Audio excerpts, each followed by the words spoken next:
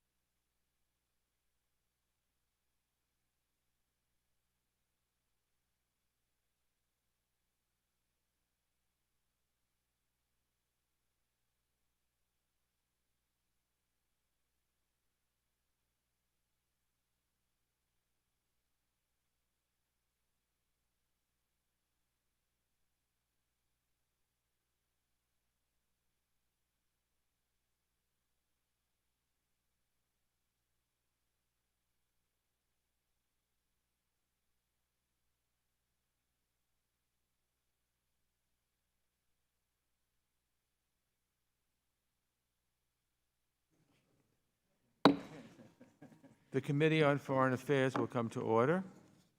Without objection, the chair is authorized to declare a recess of the committee at any point.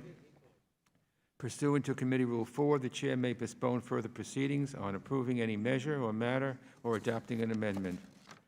Without objection, all members will have 5 days to submit statements or extraneous materials subject to the length limitation in the rules on today's business.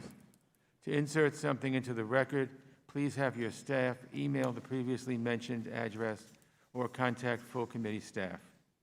As a reminder to members, staff, and all others physically present in this room, per guidance from the Office of Attending Physician, masks must be worn at all times during today's markup, except when a member is speaking in a microphone.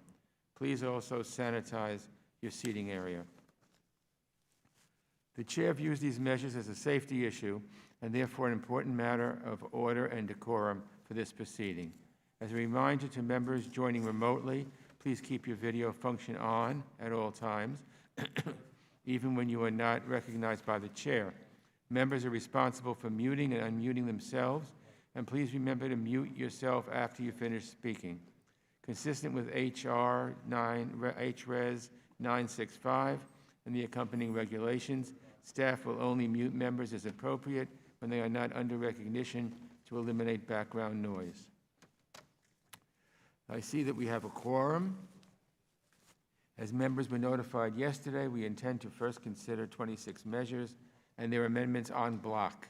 Then we will move on to consider the remaining measures and their amendments. Any roll call votes will be rolled to the end of the markup. Pursuant to notice, for purposes of markup, I now call up the measures and their amendments that were previously circulated to member offices, which without objection, will be considered en bloc, and each measure is considered as read, and the amendments to each are considered as read and are agreed to.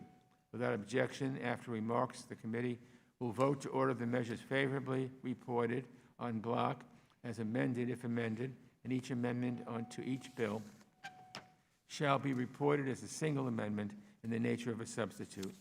The measures in the en bloc package are H.R. 6986, Protecting Human Rights During Pandemic Act, H.R. 7990, FENTANYL Results Act, H.Res 1012, recognizing the 70th anniversary of the outbreak of the Korean War and the transformation of the United States-Korea alliance into a mutually beneficial global partnership.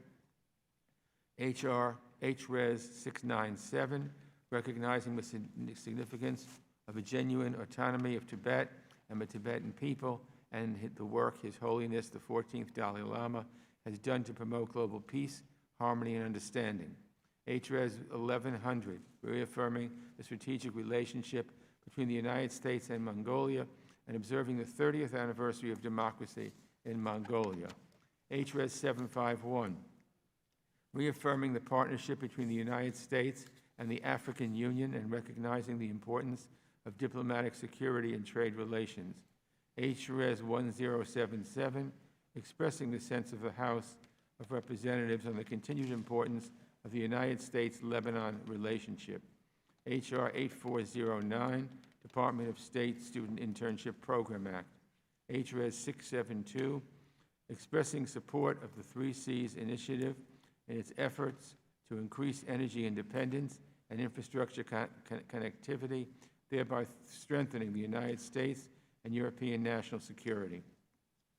H.Res 17, expressing concern over the detention of Austin Tice and for other purposes. H.Res 823, condemning the government of Iran's state-sponsored persecution of the Baha'i minority and its continued violation of the international covenants on human rights.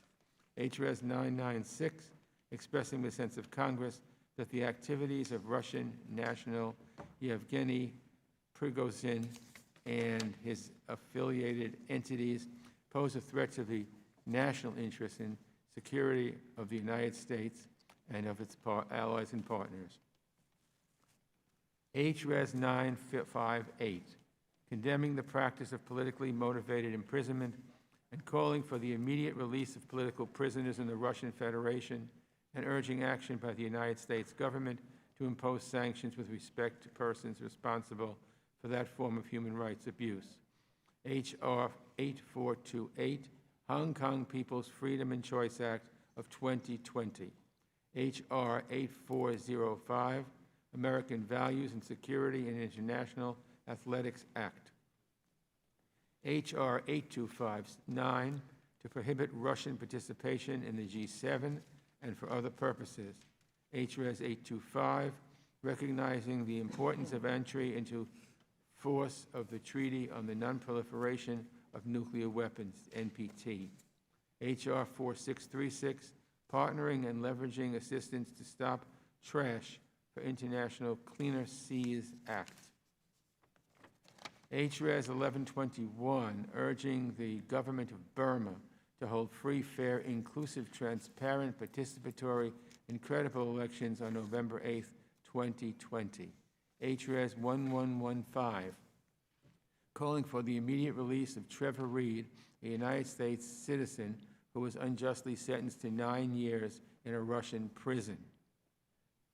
H.Res. 768, calling on African governments to protect and promote human rights through internet freedom and digital integration for all citizens across the continent of Africa. H.Res. 1150, urging the government of Côte d'Ivoire, opposition leaders, and all citizens to respect democratic principles, refrain from violence, and hold free, fair, transparent, and peaceful elections in October 2020. H.Res. 1145, condemning the poisoning of Russian opposition leader Alexei Navalny and calling for a robust United States and international response. H.R. 4326, Sex Trafficking Demand Reduction Act. H.R. 7954, Tropical Forest and Coral Reef Conservation Reauthorization Act of 2020. H.R. 8438, to reauthorize the Belarus Democracy Act of 2004. I recognize myself now to speak on the en bloc package. I support all these bipartisan measures, and I'm grateful to all our members on both sides of the aisle for their hard work. The legislation we're considering covers a massive range of global concerns, from Iran's persecution of religious minorities to the challenge posed by fentanyl and other synthetic drugs, to cleaning up our oceans. I'll mention a few in particular. Let me start with a bill introduced by Mr. Meeks, Mr. Kinzinger, and others that would set a red line about our expectations of Russian behavior. More than 6 years after Russia was kicked out of the G8 for invading Ukraine, it has only grown bolder and more aggressive. This bill would prohibit any funding for Russian participation in the G7 or a reconstituted G8 unless Russia, among other things, stops its efforts to meddle in our elections, that's the U.S. elections, and ends its occupations of sovereign Ukrainian and Georgian territory. I strongly support this measure and hope all my colleagues will do the same. Next, I'll turn to the Belarus Democracy, Human Rights, and Sovereignty Act from Mr. Smith, who has worked on these issues for years and years. This timely bill updates existing law to account for the most recent fraudulent elections and violent crackdowns by the Lukashenko regime. This bill would reauthorize assistance efforts, excuse me a minute.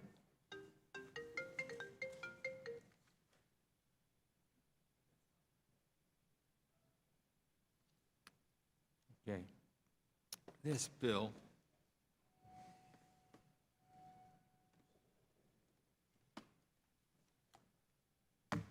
sorry about that.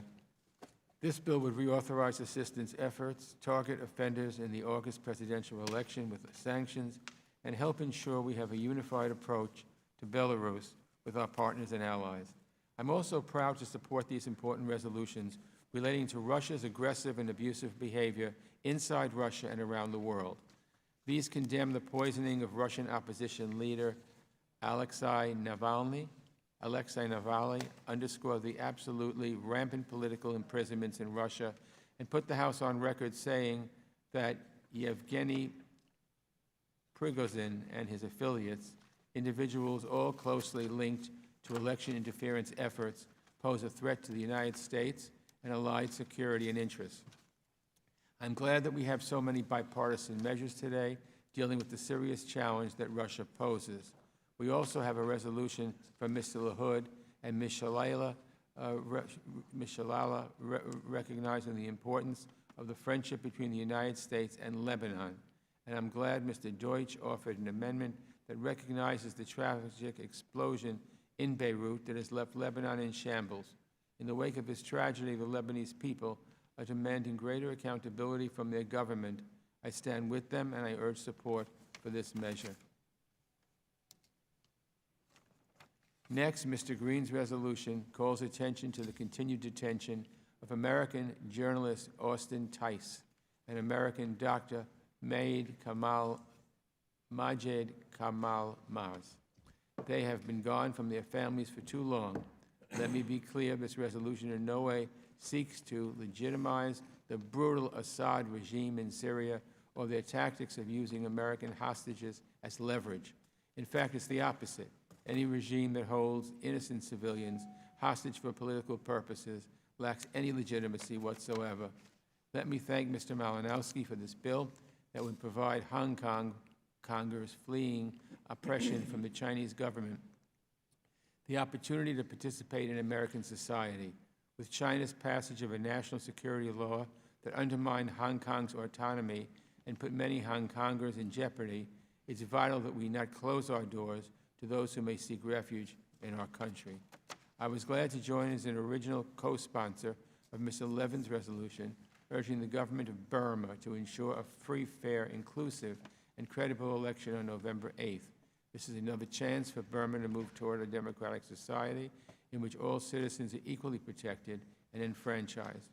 This resolution calls on social media companies to make sure their platforms are not used to spread disinformation or misinformation or hate speech, and that's happening in Burma, here in the United States, and everywhere else. I'm also glad to support Mr. Phillips' measure calling for a free, fair, transparent, and peaceful election in Côte d'Ivoire. There's been a history of violence surrounding political transitions in Côte d'Ivoire. This measure reaffirms the ties between our countries and underscores our support for the Ivorian people as they stand up for peace and democracy. We also have a resolution from Chairwoman Bass and Mr. Smith calling on African governments to promote human rights through internet freedom. Too often we've seen governments use internet shutdowns as a way to stifle dissent, oftentimes of unrest or around elections. In Africa, this problem has gotten worse in recent years. This measure emphasizes the importance of open and secure internet access as a way to promote human rights and free speech. I strongly support all the measures we are considering today, and I urge all members to do the same.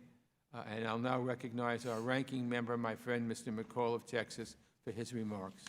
Thank you, Mr. Chairman, for having this markup. Today, over the last 21 months, I've been proud to work with you on countless measures, including those we will consider here today. I know this won't be my last opportunity, but I want to say thank you, Chairman Engel, for advancing so many important bipartisan measures and for your personal friendship. I know I speak for everyone here today when I say that you will be missed. I just hope the next Congress can work as bipartisan as this one has, because if we don't get anything done.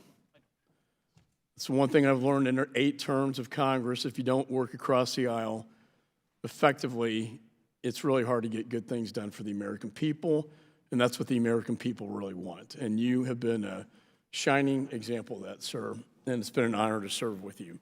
Thank you. Thank you. I'd like to start by discussing an issue very close to my heart, an issue close to the heart of many Texans and Americans. Today we are considering a resolution introduced by Mr. Conaway and myself calling for the release of Trevor Reed, a Texan and former U.S. Marine who is being held as a political prisoner in Russia. Earlier this month, I was joined by Trevor's mother, Paula, when we introduced the resolution. She told me about her son, an Eagle Scout and former U.S. Marine, who had served his country with distinction. She told me how he was pursuing the American dream and that the Putin regime had taken that away from him when he sentenced Trevor to 9 years in a Russian labor camp on baseless charges. Passing this resolution will show that we in the Congress are committing to standing with Trevor, Paula, and his entire family every day until we can finally bring Trevor home and give him back his future.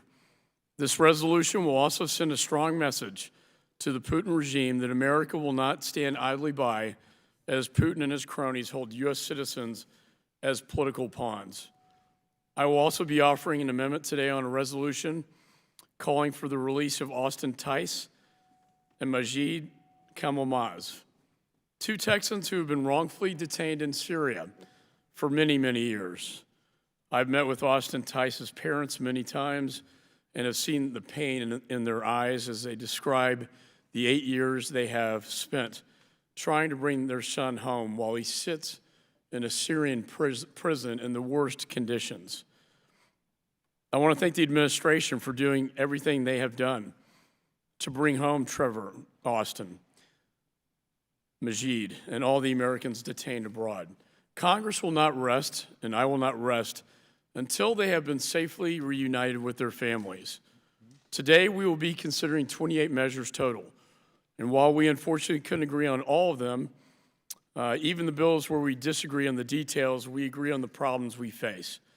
And while I can't highlight all the good bills we'll be considering, I want to thank some of my Republican colleagues for working on several bills for the markup, specifically Ms. Wagner for her work on the Sex Trafficking Demand Reduction Act, Mr. Shabbat for his work on the Tropical Forest and Coral Reef Conservation Reauthorization Act, and Mr. Smith for his work on reauthorizing the Belarus Democracy Act. I'm also pleased that we will be considering 2 bills I introduced with Chairman Engel, the Plastics Act and the American Values and Security in International Athletes Act. The Partnering and Leveraging Assistance to Stop Trash for International Cleaner Seas, or Plastics Act, would authorize the State Department and USAID to prioritize efforts to improve waste management systems and prevent and reduce plastic waste in developing countries. Every year, 8 million metric tons of plastic enter the oceans through the rivers. China contributes the largest share of this mismanaged waste, followed by other developing countries such as Indonesia, the Philippines, Thailand, and Vietnam. This bill prioritizes U.S. leadership and supports partnerships with the private sector in order to support market-based solutions and leverage private capital. Our work to combat plastic waste is an investment in future generations and the health of our oceans and communities.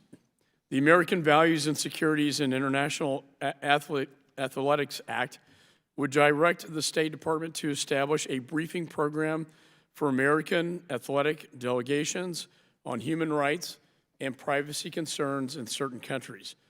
The Chinese Communist Party used the 2008 Beijing Summer Olympics to whitewash its image and now is set to host the 2022 Winter Olympics.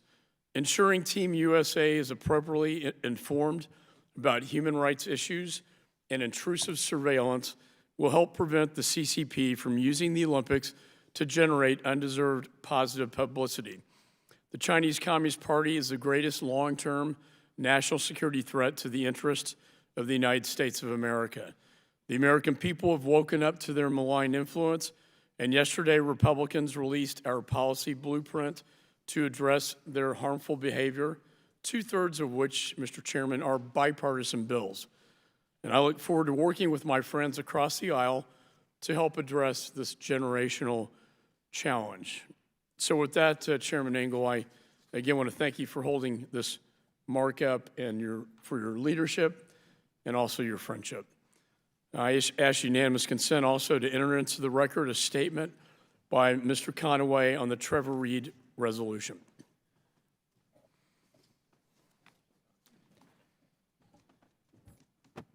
Thank you, Mr. McCall. Because of the hybrid virtual format of this markup, I'll recognize members by committee seniority, alternating between Democrats and Republicans for the purpose of speaking on the en bloc package. If you miss your turn to speak on the en bloc, please let our staff know, and we will circle back to you. If you seek recognition, you must unmute your microphone and address the chair verbally. Does anyone wish to speak on the en bloc? Mr. Sherman. Thank you, Mr. Chairman. I want to thank you for bringing forward an impressive group of bipartisan measures for the committee to consider, for working behind the scenes to make sure that those measures were bipartisan, and that the committee will do a tremendous amount of work today. But I especially want to join the ranking member in praising you for your decades of service to this House and for your last 2 years of leadership of this committee. I support all the measures that we're considering today. I have co-sponsored most of them. I particularly want to thank the chairman for bringing forward so many of my bills this Congress, and in particular H.Res. 825, urging the United States to continue to be a leader on the Non-Proliferation Treaty and the entire global non-proliferation regime. This is the 50th anniversary of the Nuclear Non-Proliferation Treaty, the NPT, going into effect. Certainly, in the years after World War II, most political scientists and theorists would have thought that we would have fought several nuclear wars by now. But in fact, I believe the NPT has been the most important diplomatic accomplishment in our lifetimes. And while there are nine nuclear countries, without the NPT, there would be scores of nuclear countries. There are a number of pressing nonproliferation challenges today, and U.S. leadership will continue to be indispensable. This resolution calls for the U.S. to continue leading on issues of nonproliferation, including encouraging full compliance, promoting universal adoption of the additional protocol, discouraging the unlawful spread of uranium enrichment and reprocessing technologies, preventing a withdrawal of additional states, maintaining global moratoria on nuclear explosive testing, and building toward a 2021 NPT review conference. I have enjoyed working with Mr. Shabbat and joining with him on the Tropical Forest and Coral Reef Conservation Reauthorization Act. This Debt for Nature program has been a critical tool to protect tropical rainforests and coral reefs. This will extend the program through 2025. Our climate crisis is real, and this is a part of a real response to that crisis. A number of us have thought that the full committee should focus more on Africa, and we begin to do that today by considering 4 pieces of legislation, 3 from the chair of the African Subcommittee, and I commend Karen Bass for the 3 bills that she has brought forward today. I also want to thank Dean Phillips for his important resolution addressing the upcoming election in Côte d'Ivoire, H.Res. 1150. It's important for the government there to publicly commit itself to free, fair, peaceful, and transparent elections, elections which, upon the conclusion, will lead to the winner assuming peacefully the reins of government. I believe it is outside the jurisdiction of this committee to pass a resolution saying the same thing about the United States, but let me take this opportunity to say that fair, free, peaceful elections and peaceful transfers of power are to be admired everywhere in the world. I want to commend Dita Titus for her work on H.Res. 1100, affirming the strategic partnership with Mongolia, and Tom Malinowski for his important bill, the Hong Kong People's Freedom and Choice Act. We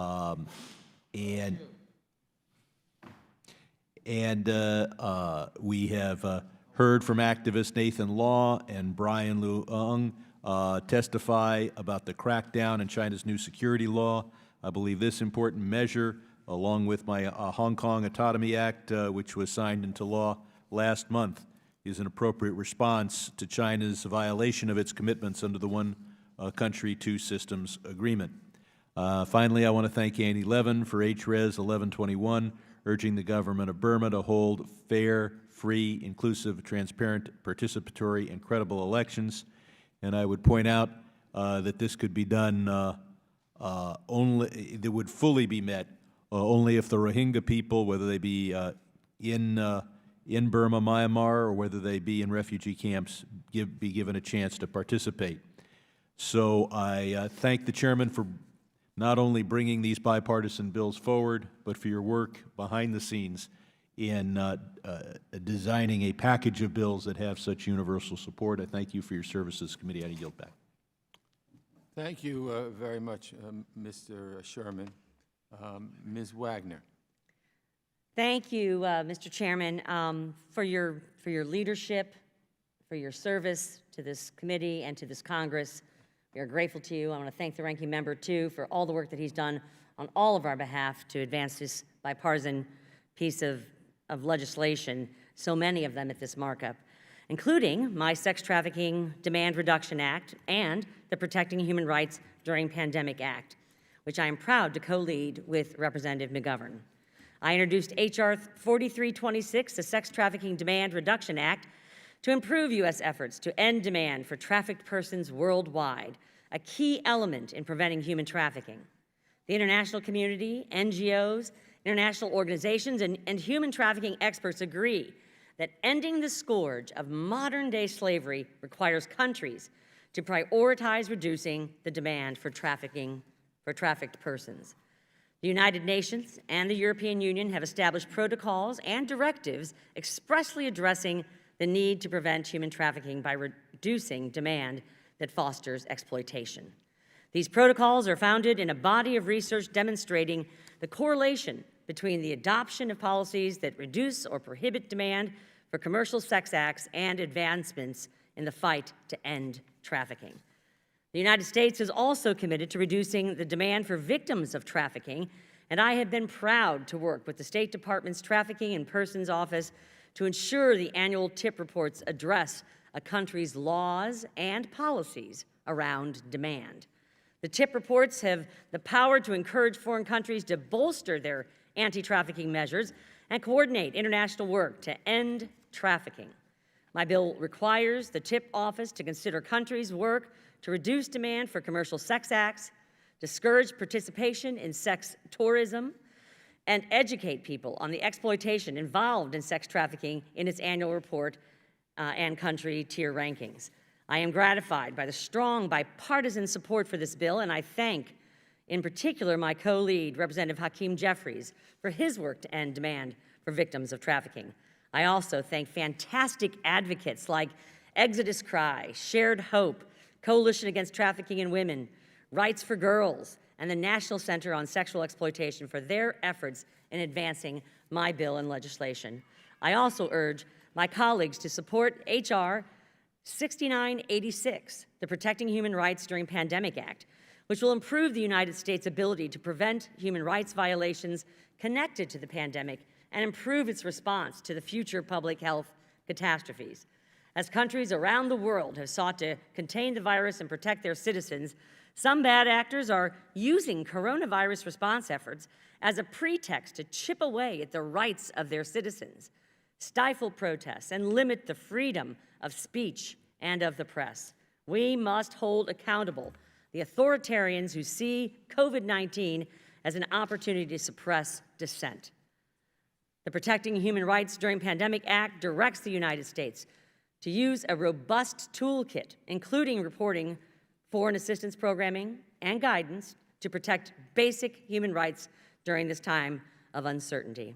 I urge this committee to pass the Sex Trafficking Demand Reduction Act and the Protecting Human Rights During Pandemic Act, and I again thank the chairman and ranking member for including these important bills in today's markup.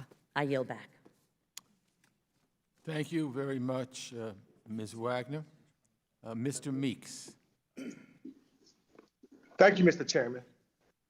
And let me first join with what Ranking Member McCall and Congressman Sherman said about your leadership and your service. You're a great New Yorker, and your service to our country has been magnificent. You are indeed a true patriot and an individual that understands the significance of the Foreign Affairs Committee. And your presence here and your will be missed, but I will not allow our friendship to be missed because we will stay close. And I look forward to that. But thank you for your years of service. Let me first say thank you to Rep. Kinzinger and Rep. McCall for your cooperation in supporting the passing of H.R. 8259. Here again is where we put aside differences to work together. H.R. 8259 prohibits the use of federal funds to bring Russia back into the G7 before they end their occupations of Ukraine, Georgia, Moldova, and stop interfering in elections here and across Europe, none of which will happen during the U.S. presidency of the G7, which ends on January 2021. The G7 is organized on shared values, and unfortunately, we do not share the same approach to freedom, rule of law, and democracy as Russia. Congress should be on the record on this position, which is identical to the position of our allies in the G7. The UK, for example, said that unless Russia ceases its aggressive and destabilizing activity, the UK would not support the country's readmission to the group, end quote. The bill calls for reporting from the DNA on what the administration knows about Russia incentivizing the harm and killing of American soldiers by the Taliban, and I'm proud that we came together on this because we are one America. I also want to strongly support H.Res. 751 by Rep. Bass, which reaffirms the partnership between the United States and the African Union. I commend her on her work, which reaffirms that partnership, and we should all encourage Africa cooperation to address the larger socio-economic and local problems of the continent, whether it be climate change, water management, peace and security, or sustainable development. A multilateral approach will be needed to come up with lasting solutions. Also, I'd like to voice my support for two pieces of legislation designed to make sure the State Department doubles down on its commitment to diversity and hiring in the workplace. So thank you again to Rep. Bass and Rep. Castro for those efforts on H.R. 7673 and 8409, which address entry and mid-level positions. A diplomatic corps that reflects the diversity of this country is better placed to represent and espouse our values abroad. These are piecemeal but important steps in addressing forms of discrimination in hiring practices and at the workplace at stake. I look forward to continuing our work on these issues. Resolution 1145, which condemns the poisoning of Alexei Navalny, who only recently was able to leave the hospital bed in Germany. The poisoning of one of Putin's fiercest critics using a powerful nerve agent is more than deeply concerning, as was said by Secretary Pompeo. It underscores the reason why we cannot welcome today's Russian leadership into the G7 grouping. And lastly, H.R. 8438, I speak up, which was Rep. Smith and Captor, and I want to speak up in support of the reauthorization of the Belarus Democracy Act of 2004 with a deep commitment to preserving and strengthening liberty and democracy and human rights in Europe. The international community has condemned Belarus' August 9th presidential election as illegitimate. In response, the Belarusian people took to the streets demanding dignity and an election that reflects the will of the people. More to come. I look forward to continue to shine a light on the brave people in the streets of Belarus and compliment Congressman Smith and Captor. With that, I yield back the balance of my time. Gentleman yields back. Thank you, Mr. Meeks. Mr. Smith. Thank you very much, Mr. Chairman. Let me first of all join my colleague Michael McCall and others in thanking you for your extraordinary leadership as chairman. You and I have worked on so many issues, from Northern Ireland to Kosovo, to so many places in the world that have been hard-pressed with human rights abuses, and I just want to thank you for that friendship, your bipartisanship. You have been a class act, and we will miss you deeply. So thank you, Chairman Engel, for your leadership. Mr. Chairman, I would like to thank you as well for bringing the Belarus Democracy, Human Rights, and Sovereignty Act of 2020, and thank you to Ranking Member McCall for his leadership on this, Chairman Keating and Mr. Kissinger for their leadership as well, and Marcy Kaptur, who is also one of the co-sponsors, originals of this bill. Belarus is perhaps the nation most mired in its Soviet past, with an inefficient economy and a strongman autocrat in charge for over 2.5 decades. Yet the irrepressible spirit of freedom stirred among the people of Belarus, and when a patently false election result was announced on August 9th, declaring Alexander Lukashenko the winner, the people took to the streets. Now the world continues to recognize what the people of Belarus have been saying loud and clear for over 2.5 decades, but especially since August 9th, with their massive rallies, that the recent election was so fraudulent and lacked no credibility with anybody except Lukashenko and perhaps Russia. I was reading over a hearing last night that I had shared 10 years ago after another fraudulent election with Alexander Lukashenko.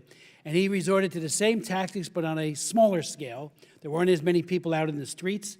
But he just busted heads, tortured people, threw them in prison, and his bullies had their way with women and sexually abused them. Horrible stuff. The problem then was that the international community was strong at first, and then that fervor began to dissipate, and business as usual began to reemerge. We are now approaching almost 2 months since the fraudulent poll, and the people of Belarus, despite the brutal crackdown, are still organizing rallies of 100,000 people or more, demanding that Lukashenko leave power and leave Belarus to the people to whom it belongs. I would note to my colleagues that according to the UN Special Rapporteur, more than 10,000 peaceful protesters have been detained as of September 18th, and they need our help. Recent reports indicate that the police are using now, today, increasingly violent tactics against these peaceful demonstrators. We do have a window of opportunity, and we need to seize it with everything that we have. As my colleagues know, the leading opposition presidential candidate, Svetlana Aniskaya, who won the election by most accounts, of course, there's not access to the ballots, but it seems clear that she won the election, formed the Coordination Council. Svetlana is an incredibly brave woman. She ran a brilliant campaign, but today she is in exile in Lithuania, where she continues to rally the Belarusian people and the world. I want to thank Mr. Keating for putting together that WebEx a few weeks ago with her and some of the coordination leaders from the council. We all saw anew and afresh just how important it is that we stand behind her and behind all of the people of Belarus who have aspirations for free and fair elections and for a democracy. This bill today updates the Belarus Democracy Acts of 2004, 2006, and 2011 that I authored, and renews the personal, economic, and visa sanctions on an expanded list of bad actors in the Belarusian government, and, this is new, Russian individuals complicit in the crackdown. It calls for new elections. It recognizes the Coordination Council as a legitimate institution to participate in a dialogue on a peaceful transition of power. It calls for the release of all political prisoners. It supports the aspirations of the people of Belarus to exercise their religious freedom. It authorizes assistance to promote democracy and civil society in Belarus. It unequivocally states that it is the policy of the United States, quote, not to recognize any incorporation of Belarus into a union state with Russia. It requires a U.S. strategy to promote broadcasting, internet freedom, and access to information. It requires a report on the personal assets of Alexander Lukashenko. We know he has acquired wealth We need to know how much it is, and the people of his country who have been repressed by him for so long need to know what a kleptocrat he has been. In addition, it also gives much-needed support to the Belarusian media and the IT sector. So I just want to thank my colleagues. It's a totally bipartisan bill. I want to thank Katie Earle for her work on the bill. I want to thank Jackie Ramos, Pierre Tozzi, Patrick, Doug Anderson. There are just many who have worked together fast, quickly, and effectively, and members to put together this bipartisan legislation. We need to stand in solidarity with the great people of Belarus. And I yield back, and I thank my good friend for recognizing. Well, thank you. Thank you very much, Mr. Smith, and thank you for those kind words. And of course, I thank everyone for those kind words, people who spoke before. Mr. His. Well, Mr. Chairman, I want to say kind words about you also.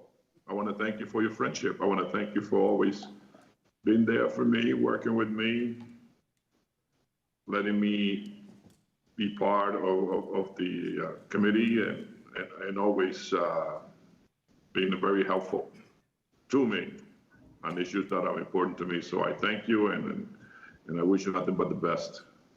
Thank you. I want to speak briefly about H.R. 8259, which would prohibit Russian participation in the G7. I would also like to thank my colleague, Congressman Meeks, for introducing this important legislation. Last year, this committee and the House of Representatives passed the bipartisan resolution I sponsored that will disapprove Russia's future inclusion in G7 summits until it respects the territorial integrity of its neighbors and adheres to the standards of democratic societies. In the months since my resolution was passed, Russia has not stopped its aggressive behavior and continues to undermine democratic institutions around the world. This legislation builds on the House's disapproval of Russia inclusion in the G7. And it makes it clear that the United States does not accept Russia's blatant effort to influence elections. Protecting the integrity of our electoral system should be a bipartisan priority, and we must show that there are consequences for foreign interferences. I urge my colleagues to support this legislation, and I yield back.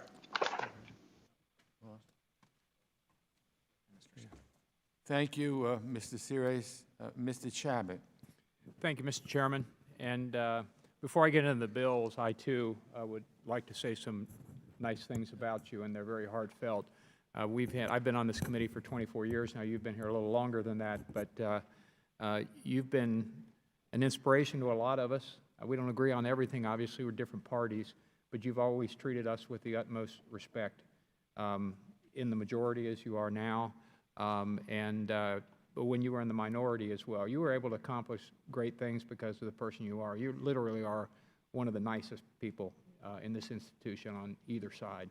And that goes a long way, I think.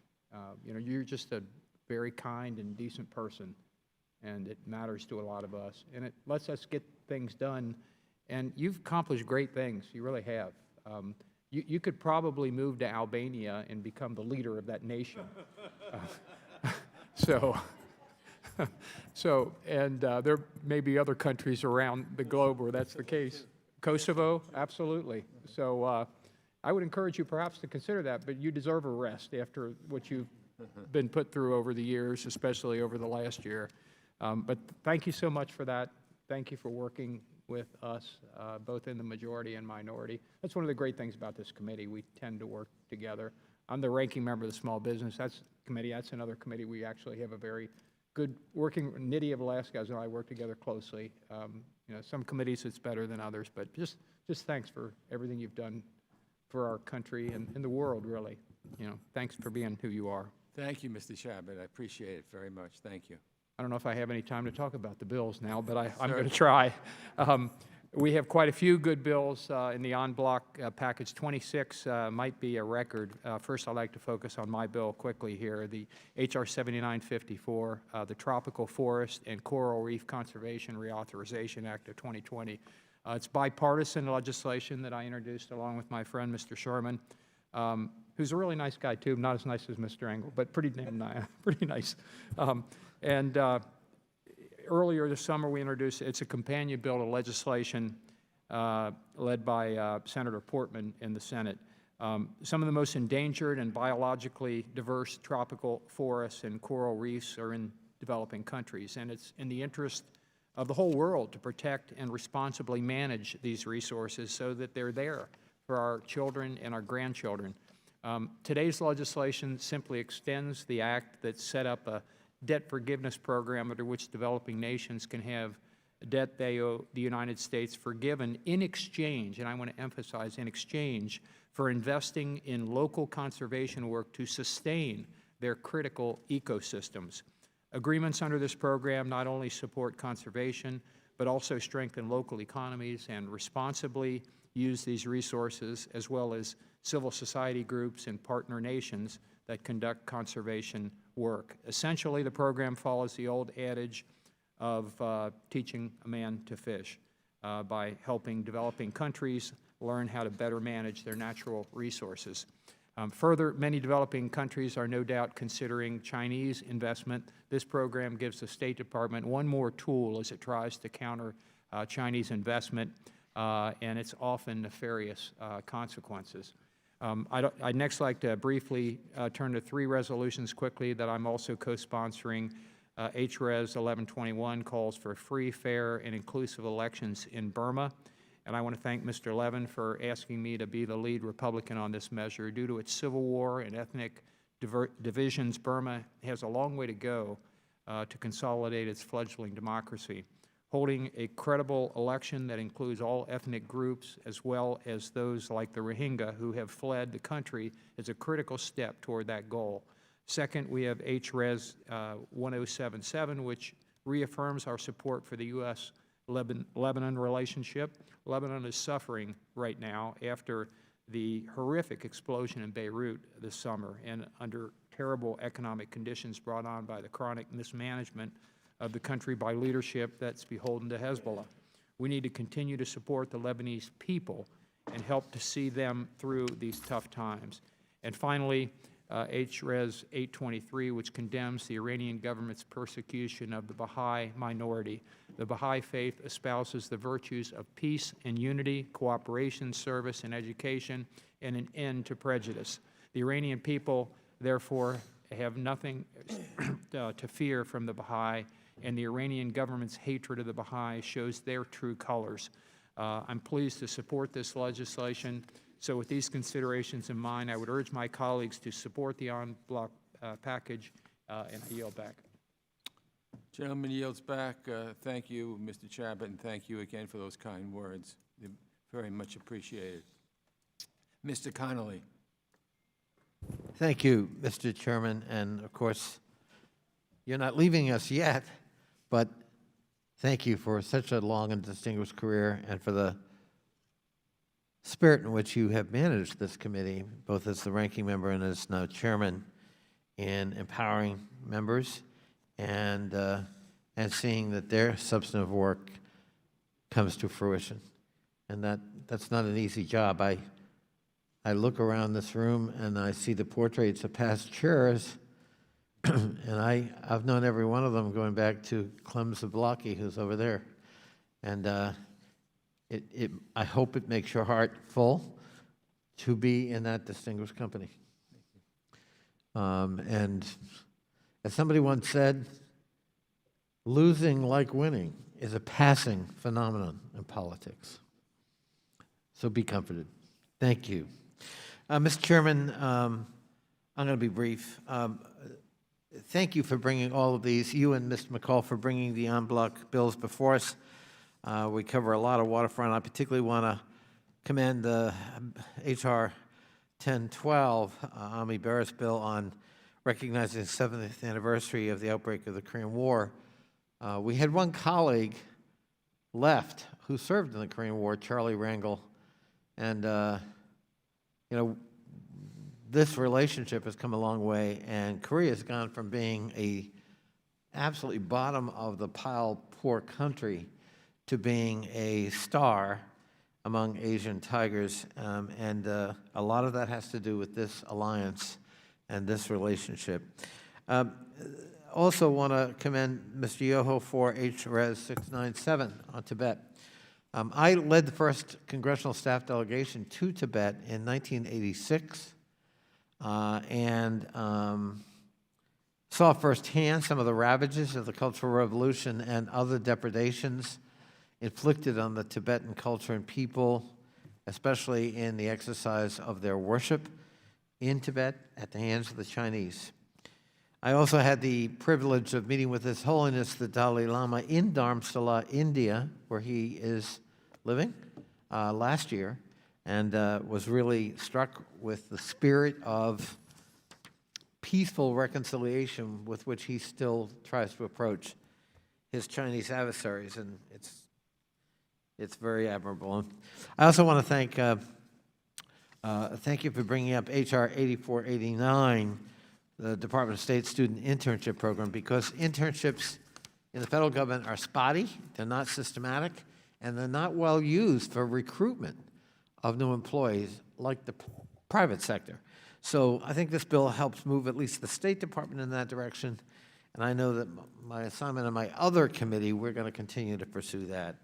Finally, I want to thank Mr. Meeks for his leadership on making sure that Russia is not invited to any G7 meeting until we see Russia's behavior significantly improve, and that they, as Mr. Shavit and I have said year in and year out, and until they leave Crimea. That's an illegal annexation, and we're not going to recognize it. So I thank you, Mr. Chairman. I thank all of my colleagues for a set of really very useful bills that are going to move forward our foreign policy agenda, and I wish you well. With that, I yield back. Gentleman yields back. Thank you, Mr. Connolly. Now my traveling partner to North Korea, Mr. Wilson. And thank you very much, Chairman Elliott Engel and lead Republican Michael McCall, for calling this markup today. There are many measures before us today due to the dedicated bipartisan leadership of Chairman Elliott Engel, who my family, particularly led by my wife Roxanne, knows is a statesman. And indeed, I appreciate you raising that you and I are the only two members of Congress who have been to Pyongyang, a Democratic People's Republic of Korea, and that's why the first resolution I mentioned is so significant, the 70th anniversary, and to see the contrast of North Korea to South Korea, there could not be a greater contrast of the difference between freedom and democracy and totalitarian existence than the Korean Peninsula. So again, congratulations on your success. First, I'd like to thank the committee for bringing House Resolution 1012, recognizing the 70th anniversary of the outbreak of the Korean War and the transformation of the United States-Korea alliance into a mutually beneficial global partnership. Based on our mutual sacrifices, the United States and South Korea have laid a foundation of freedom, democracy, and extraordinary economic prosperity. I am grateful to serve as co-chair of the Congressional Korea Caucus and encourage my colleagues to support this important measure. I'm also grateful for Chairman Engel's leadership on the two resolutions dealing with Putin, House Resolution 958 and House Resolution 996. By making these two resolutions today, the committee is shedding much-needed light on the growing crisis with political prisoners in Putin's Russia, as well as the malign proxy wars in Syria, Libya, Ukraine, and beyond. I'd also like to commend the chairman of the Middle East Subcommittee, Ted Deutsch, for his leadership on human rights in Iran with House Resolution 823, condemning Iran's state-sponsored persecution of the Baha'i minority. I was grateful to serve as the Republican lead for this resolution, and I hope today's meeting will highlight Iran's long history of violations of the international covenants on human rights. We in Congress will never cease to advocate for the liberty of the freedom-loving and deserving people of Iran who've been hijacked and oppressed by the terrorist regime in Tehran. Lastly, I'd like to comment on House Resolution 17 regarding the illegally detained Austin Tice. We, as the United States Congress, always will support efforts to free Americans held abroad by terrorist groups and rogue regimes. But I'm concerned that this approach here today of publicly endorsing engagement with Assad, a mass murderer and war criminal, is misguided. Assad has presided over the genocide of his own people by gassing his people, and he has butchered innocent Syrians and holding thousands as we speak today. We should never take a public stance legitimizing such a regime. Now this bill is just a resolution, but I want to make it clear to the Assad regime today that the United States Congress will never legitimize you. We will never give you diplomatic recognition, and we will always call for you to be held accountable for the atrocities committed and continue to commit against humanity and your citizens. Chairman Engel, in your landmark Caesar Syrian Civilian Protection Act, you've made clear that sanctions relief for the Syrian regime should not be on the table until all political prisoners in Syria are free. I wholeheartedly agree with that sentiment. I hope that all members of this committee will stand to ensure that it's indeed what happens. My amendment today reiterates Caesar's bill's call to the criminal Assad regime to release all political prisoners and allow international human rights organizations access to the prisons. Thank you, Chairman and Republican leader, for including the amendment today. With that, I yield back the balance of my time. Gentleman yields back. Thank you, Mr. Wilson, for those kind words. Ms. Bass. Thank you, Chairman Engel and Ranking Member McCall, for bringing these important bills to the committee today. And you know, of course, Mr. Chairman, I have to join in with all of my other colleagues in thanking you for your service. And I know this isn't our last meeting, but I look forward to celebrating your leadership in future meetings. I know that there's still a few more months for you to serve, but I have really enjoyed your friendship, your openness, and your leadership, and your bipartisan way that you have run this committee. I would like to speak in favor of H.Res. 751, 768, 7673, 1150, and 8409. I will begin with our need to reaffirm our support to the African Union as proposed in H.R. 751 that I am doing in conjunction with Ranking Member Chris Smith.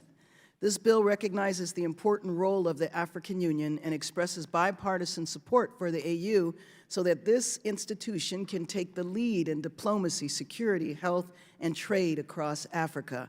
I also look forward to, in the future, looking to other ways that we can strengthen the African Union and our relationship with the AU. I now turn to H.Res. 768, which I'm also doing with Ranking Member Smith, which calls on African governments to protect and promote human rights through internet freedom and digital integration for all citizens across the continent of Africa. Some African governments suppress internet freedoms and digital integration by blocking internet sites, censorship of content, onerous licensing requirements, and illicit monitoring and surveillance. Information and freedom of expression are pillars of an open, free, and democratic society, and this bill encourages governments to actively pursue laws and policies that protect and promote human rights online and offline. The bill also highlights how China and Russia's digital activity across Africa exposes individuals to greater monitoring, surveillance, and disinformation, and encourages countries and technology companies to resist contracts with authoritarian states like China and work closely with technology companies and social media services to prevent or take down disinformation by Russia and other actors. Additionally, I encourage you to support Mr. Phillips' bill, H.Res. 1150, to encourage the government of Côte d'Ivoire, the opposition, and its citizens to respect democratic principles and hold free, fair, transparent, and peaceful elections. I also urge you to support H.R. 8409, the Department of State Student Internship Program. The State Department currently offers paid and unpaid internships through the academic year and over the summer. Unpaid internships, however, limit the pool of candidates to those who have the financial means to participate. The bill authorizes the department to pay all participants in its student internship program, as well as provide housing and travel assistance under certain circumstances. The bill makes it possible for students from all parts of the country, all socioeconomic levels, and all backgrounds to participate in internship programs, thereby diversifying our foreign service and national security workforce. I urge you to support this bill and all the other bills in bloc. And I yield back the balance of my time. Thank you. Thank you, Ms. Bass. Mr. Yoho. Thank you, Mr. Chairman, and I too stand with everybody else and ditto what everybody else says. You have been a great friend, and New York is going to lose a great representative. Today I rise in support of H.Res. 697, a bill I introduced 1 year ago to recognize the work of the Dalai Lama, who has done much to promote peace and understanding and to further strengthen U.S.-Tibet relationships. As many of you know, the people of Tibet have faced harsh and oppressive treatment at the hands of the Chinese Communist Party in the Tibet Autonomous Region since 1959, when the Dalai Lama had to flee for his life. Most recently, reports have emerged that the CCP, the Chinese Communist Party, is also building forced labor camps and re-education centers in Tibet, similar to the ones found across Xinjiang, where the Uyghurs and other ethnic populations, like the East Turkestans, are subject to brainwashing, slave labor, torture, rape, and even death.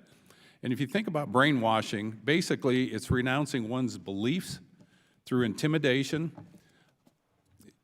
It's changing the way people look at their politics and forces them to change their personal attire, how they dress, how they talk. It changes how you educate your children and one's personal religious beliefs, a right in this country our founding fathers felt so strongly about. They put it in our First Amendment. We must not let the fate of the Tibetan people mirror that of the people of Xinjiang. Congress stands united here today in support of the Tibet struggle for autonomy, freedom, and religious freedom. While the Chinese Communist Party works to destroy over an estimated 2/3 of its people's temples and mosques to cancel or erase their existence. Although I do not wholly support all the pieces of legislation in this en bloc amendment process and markup, I'm reminded of the great British philosopher Sir Mick Jaggers, who says you can't always get what you want, but if you try real hard, you get what you need. And so I support this, and I'm proud to do that. Thank you. And I yield back. Thank you, Mr. Yoho. Mr. Keating. Well, thank you, Mr. Chairman, and thank you for holding this markup today.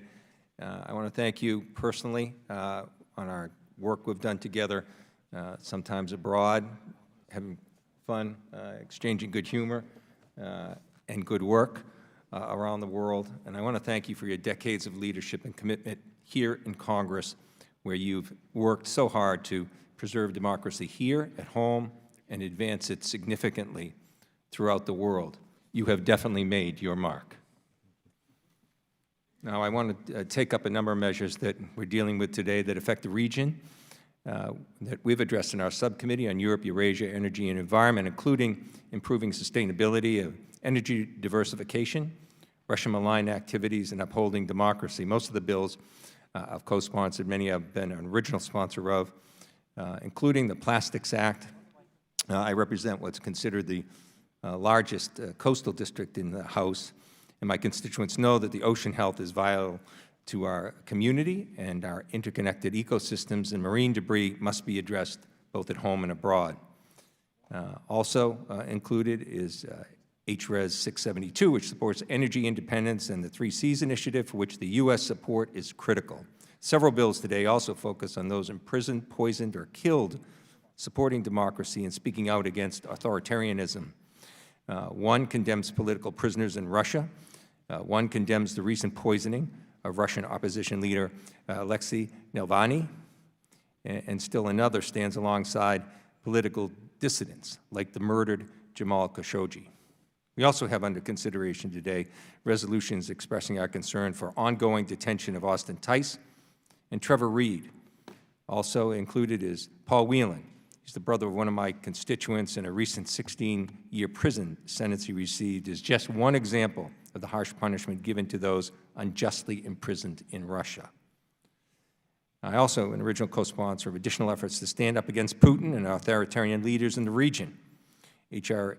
8259 prohibits Russia's participation in the G7 until it ends its illegal occupation of its neighbors and financing murder abroad, including American troops. And H.Res. 996 condemns the malign activities of Yevgeny Prigozhin, including attempts to sow discourse in the U.S. and allied countries. We have addressed these critical issues in multiple hearings in my subcommittee, and it's important we take up these measures today. I want to thank Representative Smith for his work, the committee chair, the ranking member, and my ranking member, Representative Kinzinger, as well as Congressman Kaptur, whose work on the committee, even though she's not a member, is always present.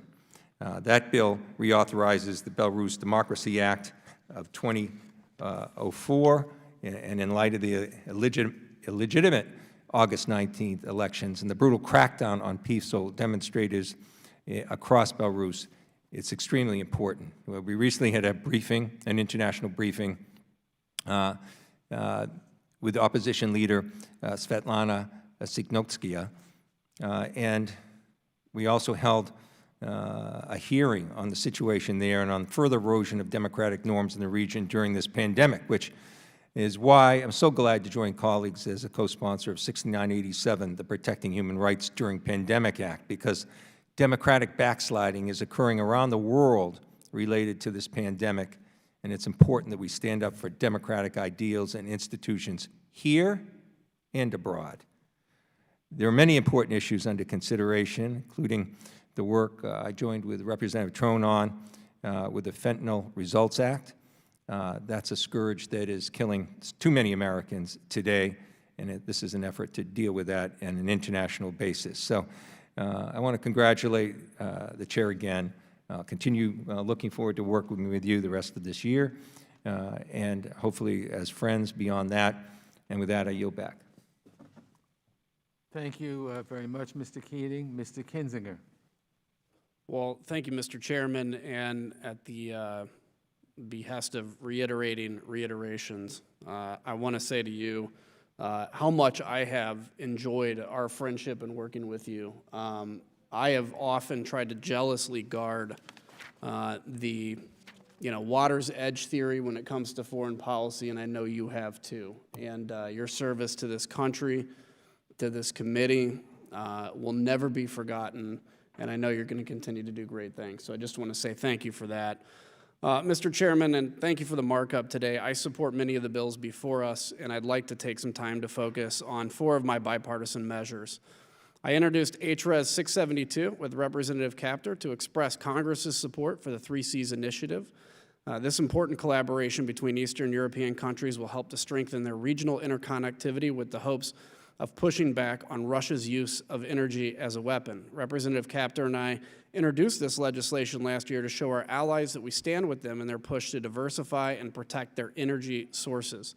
That's why I'm proud to see this ambitious project has received bipartisan support, transatlantic support, and overwhelming support from the administration and the Secretary Pompeo. Earlier this year, Secretary Pompeo announced that the United States was providing $1 billion in financing for the 3 Cs initiative, which further demonstrates our commitment to the transatlantic partnership. I commend the 3 Cs partner states, the State Department, and Congress for their support. I also want to thank my chairman on the committee, Chairman Keating, for that. Next, I'd like to talk about H.R. 8259, legislation I introduced with Representative Meeks to bar Russia from joining the G7 until the Kremlin changes their ways.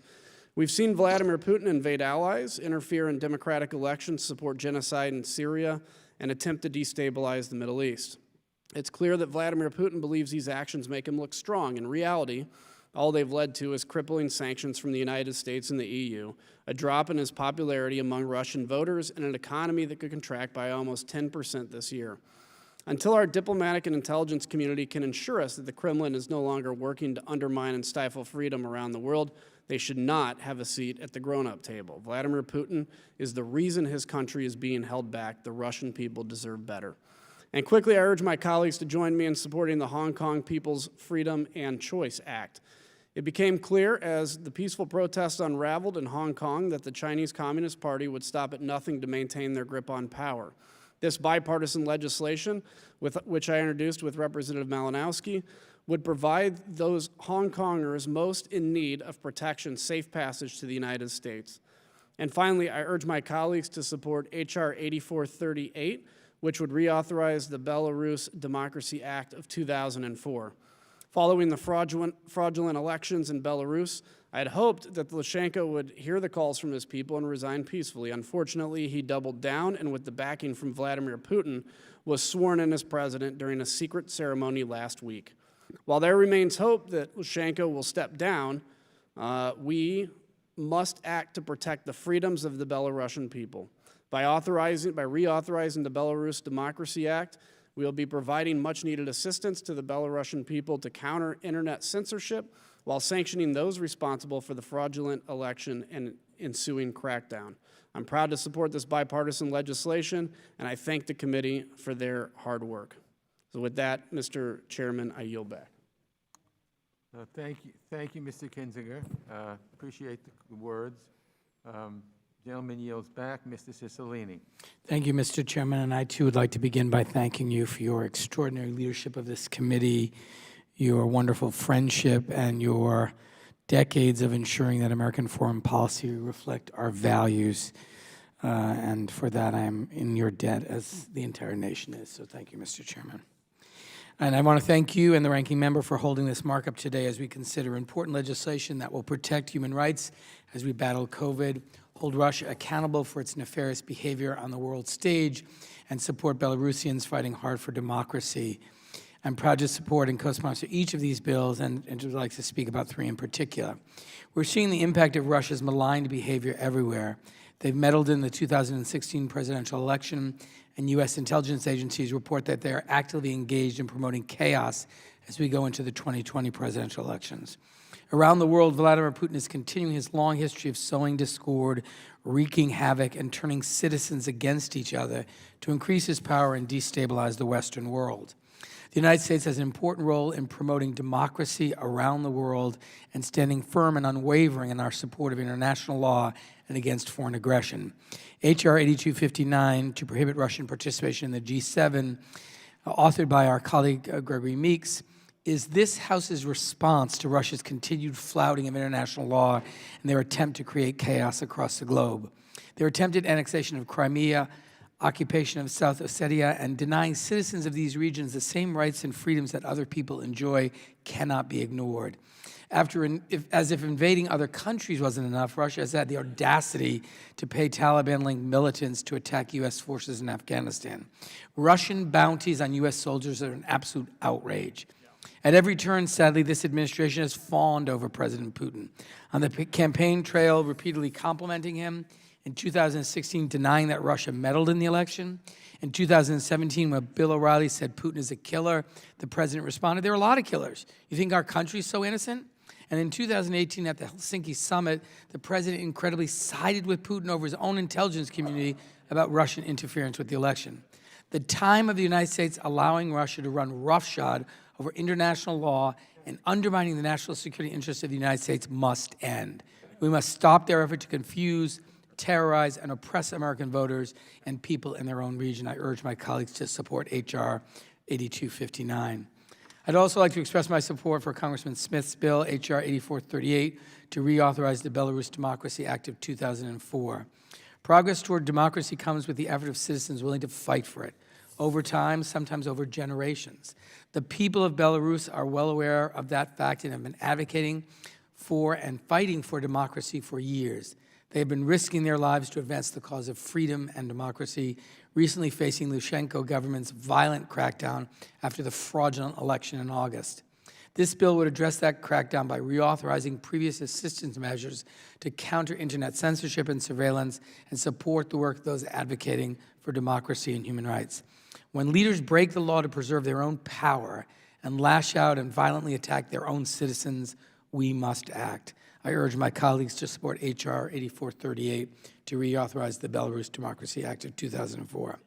Finally, I'd like to thank Chairman McGovern for introducing H.R. 6986, the Protecting Human Rights During Pandemic Act.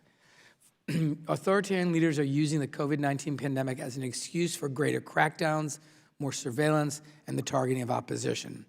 Democratic institutions that were already weak or under threat are facing even greater stress and significant decline. We need to devote more resources and consistent programming designed to preserve democratic institutions, civil society, privacy, and the free press. This bill would serve as a critical backstop to human rights at a time when authoritarian governments are using every tool at their disposal, including this terrible pandemic, to harm their opposition and weaken civil society. I urge support of all of these measures, including the en bloc package this morning. And with that, Mr. Chairman, I yield back.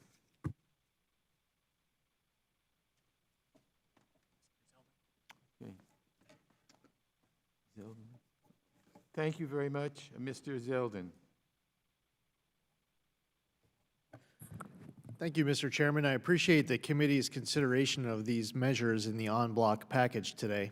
I would like to express my support for the Department of State Student Internship Program Act. The vast majority of federal government internships are unpaid.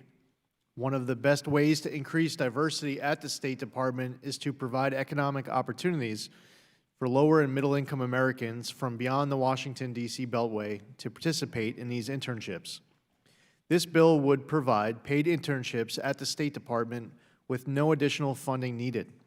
Instead, it is a program to be phased in and paid through existing unobligated balances to cover the cost. Any student in a higher education institution program who can hold a security clearance and has an interest in foreign affairs will be eligible. The program will be advertised widely and outreach targeted to universities, including minority-serving institutions. We all remember our first internship or entry-level job and the impact that opportunity or lack thereof can have on our future aspirations. To represent the United States to the world, the State Department should have a workforce that reflects the diversity of our country. By providing paid internships, more students from across the country will be able to afford the opportunity to pursue their interest in foreign affairs and hopefully return to serve. I'm proud to have worked with Chairman Castro on this bill, which is a result of bipartisan efforts on the Oversight and Investigation Subcommittee to improve diversity at the State Department. I urge my colleagues to support this legislation, and I yield back the balance of my time. Gentleman yields back. Mr. Barra. Thank you, Mr. Chairman. And I also, too, want to associate myself with the comments on both sides of the aisle for your leadership and your friendship. And I don't want this to be like a eulogy because I hope you're not leaving the scene and you'll continue to be a resource for all of us and continue your strong advocacy for U.S. global leadership. I'd like to take a moment and commend both Chairman Engel and Ranking Member McCall for this markup on many bipartisan measures. In particular, I'd like to speak to my measure, H.Res. 1012, which honors the U.S. Republic of Korea alliance. I'd also like to thank my ranking member on the Asia Subcommittee, Mr. Yoho, for introducing this important resolution with me. As co-chair of the Korea Caucus and as co-chair of the Congressional Study Group on Korea, I do travel to Korea fairly frequently and meet with their parliamentarians and so forth. The friendship on the people-to-people relationship, the legislator-to-legislator relationship is one of our strongest alliances. And as Mr. Connolly mentioned earlier, the Korean miracle, 40 years ago, it was one of the most impoverished countries in the world. And when you look at it today, it is one of the most advanced economies and is doing remarkable things. And in fact, I want to thank our friends in the Republic of Korea during this pandemic for helping our state in California with resources, PPE, testing ability, et cetera. So this is a very important friendship. I also want to speak to H.Res. 1121. I applaud Mr. Levin for his resolution urging the government of Burma to hold free, fair, and inclusive elections in November. Earlier, my subcommittee had a hearing on what's happening with the Rohingya, et cetera, and, it's quite devastating. And, it is up to us as the leaders of the free world to continue to push Burma to recognize its democratic principles, to understand that the Rohingya are part of Burma. And again, I applaud Mr. Levin for that resolution. I'd also like to speak to H.Res 825, recognizing the importance of the entry into force of the NPT. I really want to recognize my good friend from California, Mr. Sherman, for his long work on advancing nonproliferation and trying to make the world a safer place. I also want to recognize our nonproliferation fellow, Shervin Tehran, who was working on this bill for Mr. Sherman, and I understand has put a lot of work into this bill. So this is incredibly important. Mr. Deutsch and I had a joint hearing earlier this year recognizing the importance of the NPE and understanding the 75 years that have passed since Hiroshima and Nagasaki. Working together, we've been able to make the world a safer place, but we still have work to do. So again, I applaud Mr. Sherman. And lastly, I'd like to speak to H.R. 7673, the Represent America Abroad Act by Ms. Bass. I recognize that we're not considering this act in the en bloc, but would like to touch briefly on Ms. Bass's bill. Diversity is incredibly important to the State Department, and this bill offers an important pathway for minorities to join the State Department. We know our strength is making sure that our agencies and State Department look like the United States, because the United States looks like the rest of the world. So again, I appreciate Ms. Bass's leadership on this. And with that, I yield back the balance of my time. The gentleman yields back. Mr. Curtis. Thank you, Mr. Chairman. And I am only hopeful that somebody who is not paying close attention might think that they're watching your funeral today. And I, with my colleagues, want to thank you for your friendship, particularly to me and my wife, who've traveled together. Certainly understand your kindness and goodness. I wish to speak in support of the Hong Kong People's Freedom and Choice Act. This unified text includes portions of my bill, the Hong Kong Safe Harbor Act. Similar to the Hong Kong Safe Harbor Act, this bill would designate Hong Kongers as refugees, streamlining the refugee admission process, and instructs the Secretary of State to work with like-minded allied countries to accept refugees from Hong Kong. From the Hong Kong Safe Harbor Act, it gives emphasis to supporting those who had a significant role in the Hong Kong protest, including those who had an organizational role, acted as first responders, covered the protest as journalists, provided legal services to individuals arrested, and those who were formally charged, detained, or convicted for his or her participation in these protests. Since the passage of the national security law, we've had and seen arbitrary and intimidating detentions of activists and crackdowns on the free press. This bill addresses the humanitarian crisis and shows Hong Kongers that the United States has their backs in their struggle for basic freedoms and dignity. I commend my colleague, Representative Malinowski, for working with all sides so hard. I know personally how hard he's worked to get this bill and its unified support, and I urge my colleagues to support this bill. Thank you, Mr. Chairman. I yield back.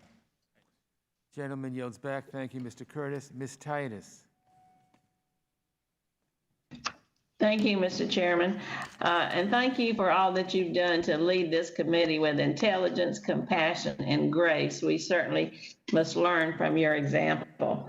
I support all of the measures before us, and I'm a co-sponsor of several of them, but I want to speak specifically on the resolution concerning Mongolia.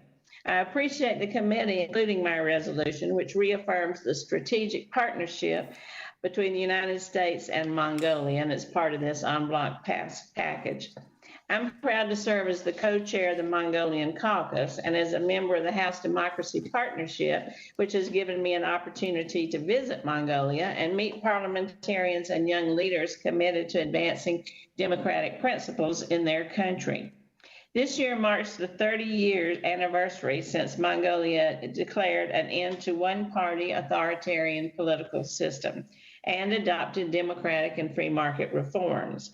Now Mongolia boasts one of the highest Freedom House scores for political rights and civil liberties in all of Asia.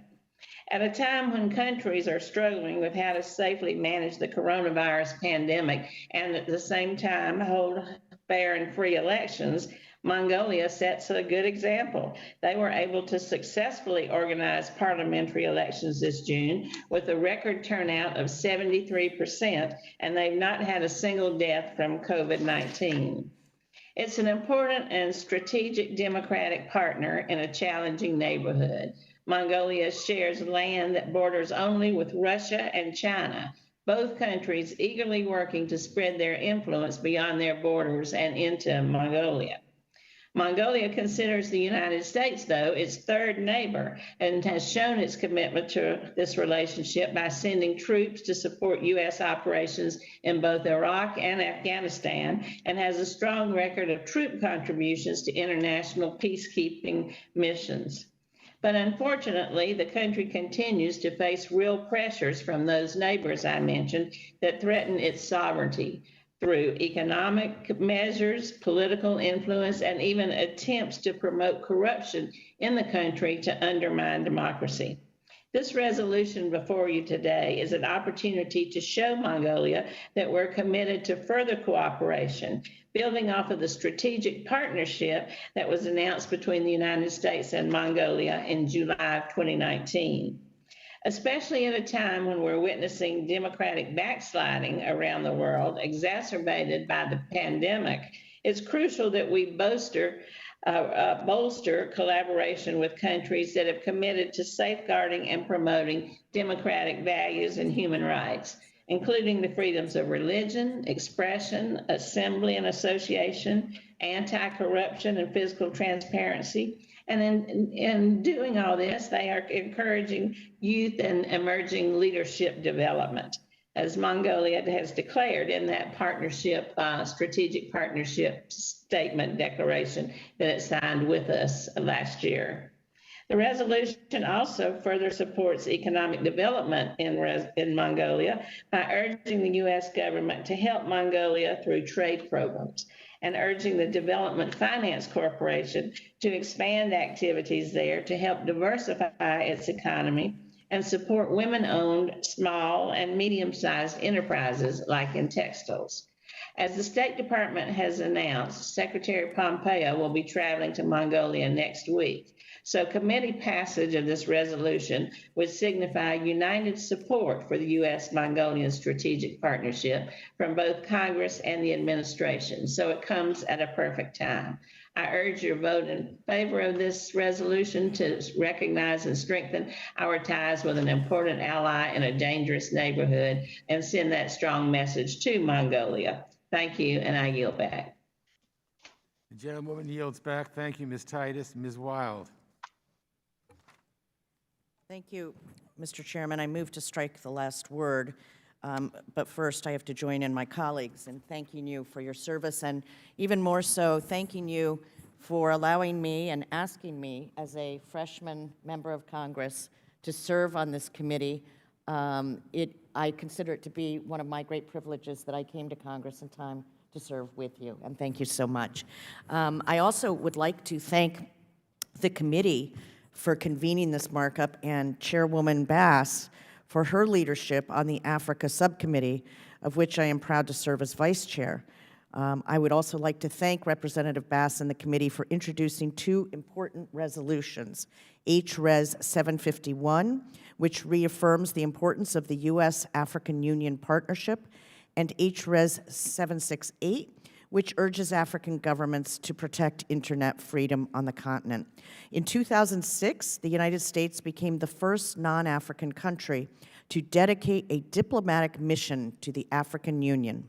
We recognized early on that there existed a shared benefit in peace, security, economic growth, trade, and investment. I'm glad we will be passing a resolution applauding those efforts and urging greater collaboration in the future. I thank Chairwoman Bass for taking the gavel and reframing how we look at U.S. relationships on the continent. Humanitarian assistance, where needed, is certainly important, But it is equally important to consider our partnership with the AU as dealings between equals. Failure to make additional business and trade investments with the African Union and the continent as a whole is misguided, and it creates a vacuum through which our adversaries can attempt to exploit the continent, its people, and its riches. I urge a yes vote on H.Res 751 because the AU deserves to know that the House of Representatives and this committee have prioritized this relationship and that we hold it in high regard. As part of that ongoing relationship, I also support H.Res 768 and urge a yes vote because telecommunication providers and businesses operating in Africa should facilitate open and secure internet access on the continent. In an increasingly interconnected world, our relationship cannot reach its full potential if there are regular, partial, or total internet shutdowns that have unfortunately become more common since 2016. And certainly, politically motivated internet shutdowns that are aimed at stifling dissent frustrate the shared purpose that the U.S. is trying to cultivate on the continent, and it hurts people, both living in African countries and living here in the United States. I hope that others will see this markup as important relationship maintenance that will benefit African countries, the United States, and the world. Thank you, and I yield back the balance of my time. The gentlewoman yields back. Thank you, Ms. Wild. Mr. Deutsch. Thank you, Mr. Chairman. Chairman Engel, I'll add my voice to the list of colleagues of yours who are so proud of the work that you've done and so thrilled to have had the opportunity to serve with you. But I look forward to a future opportunity when we can extol you at great length. Thanks also to the ranking member for holding this markup. And I'm glad that we have such a full agenda, and I'm appreciative that we're advancing so many important bills this morning, soon to be this afternoon. H.Res 823, a resolution that I introduced, condemns the Iranian government's persecution of the Baha'i. Since the Iranian Revolution in 1979, the Iranian government has executed hundreds of Baha'i leaders and dismissed thousands from jobs. The systematic oppression of the Baha'i is continuing, and it's accelerating, and this resolution puts Congress for the 20th time since 1982 on record deploring the persecution of Iran's Baha'i community and other religious minorities, and holding the Iranian government responsible for upholding the rights of all Iranians, including members of the Baha'i faith. I'd also like to express my support for two other resolutions related to the Middle East. The first, H.Res 1077, emphasizes the continued importance of the U.S.-Lebanon relationship.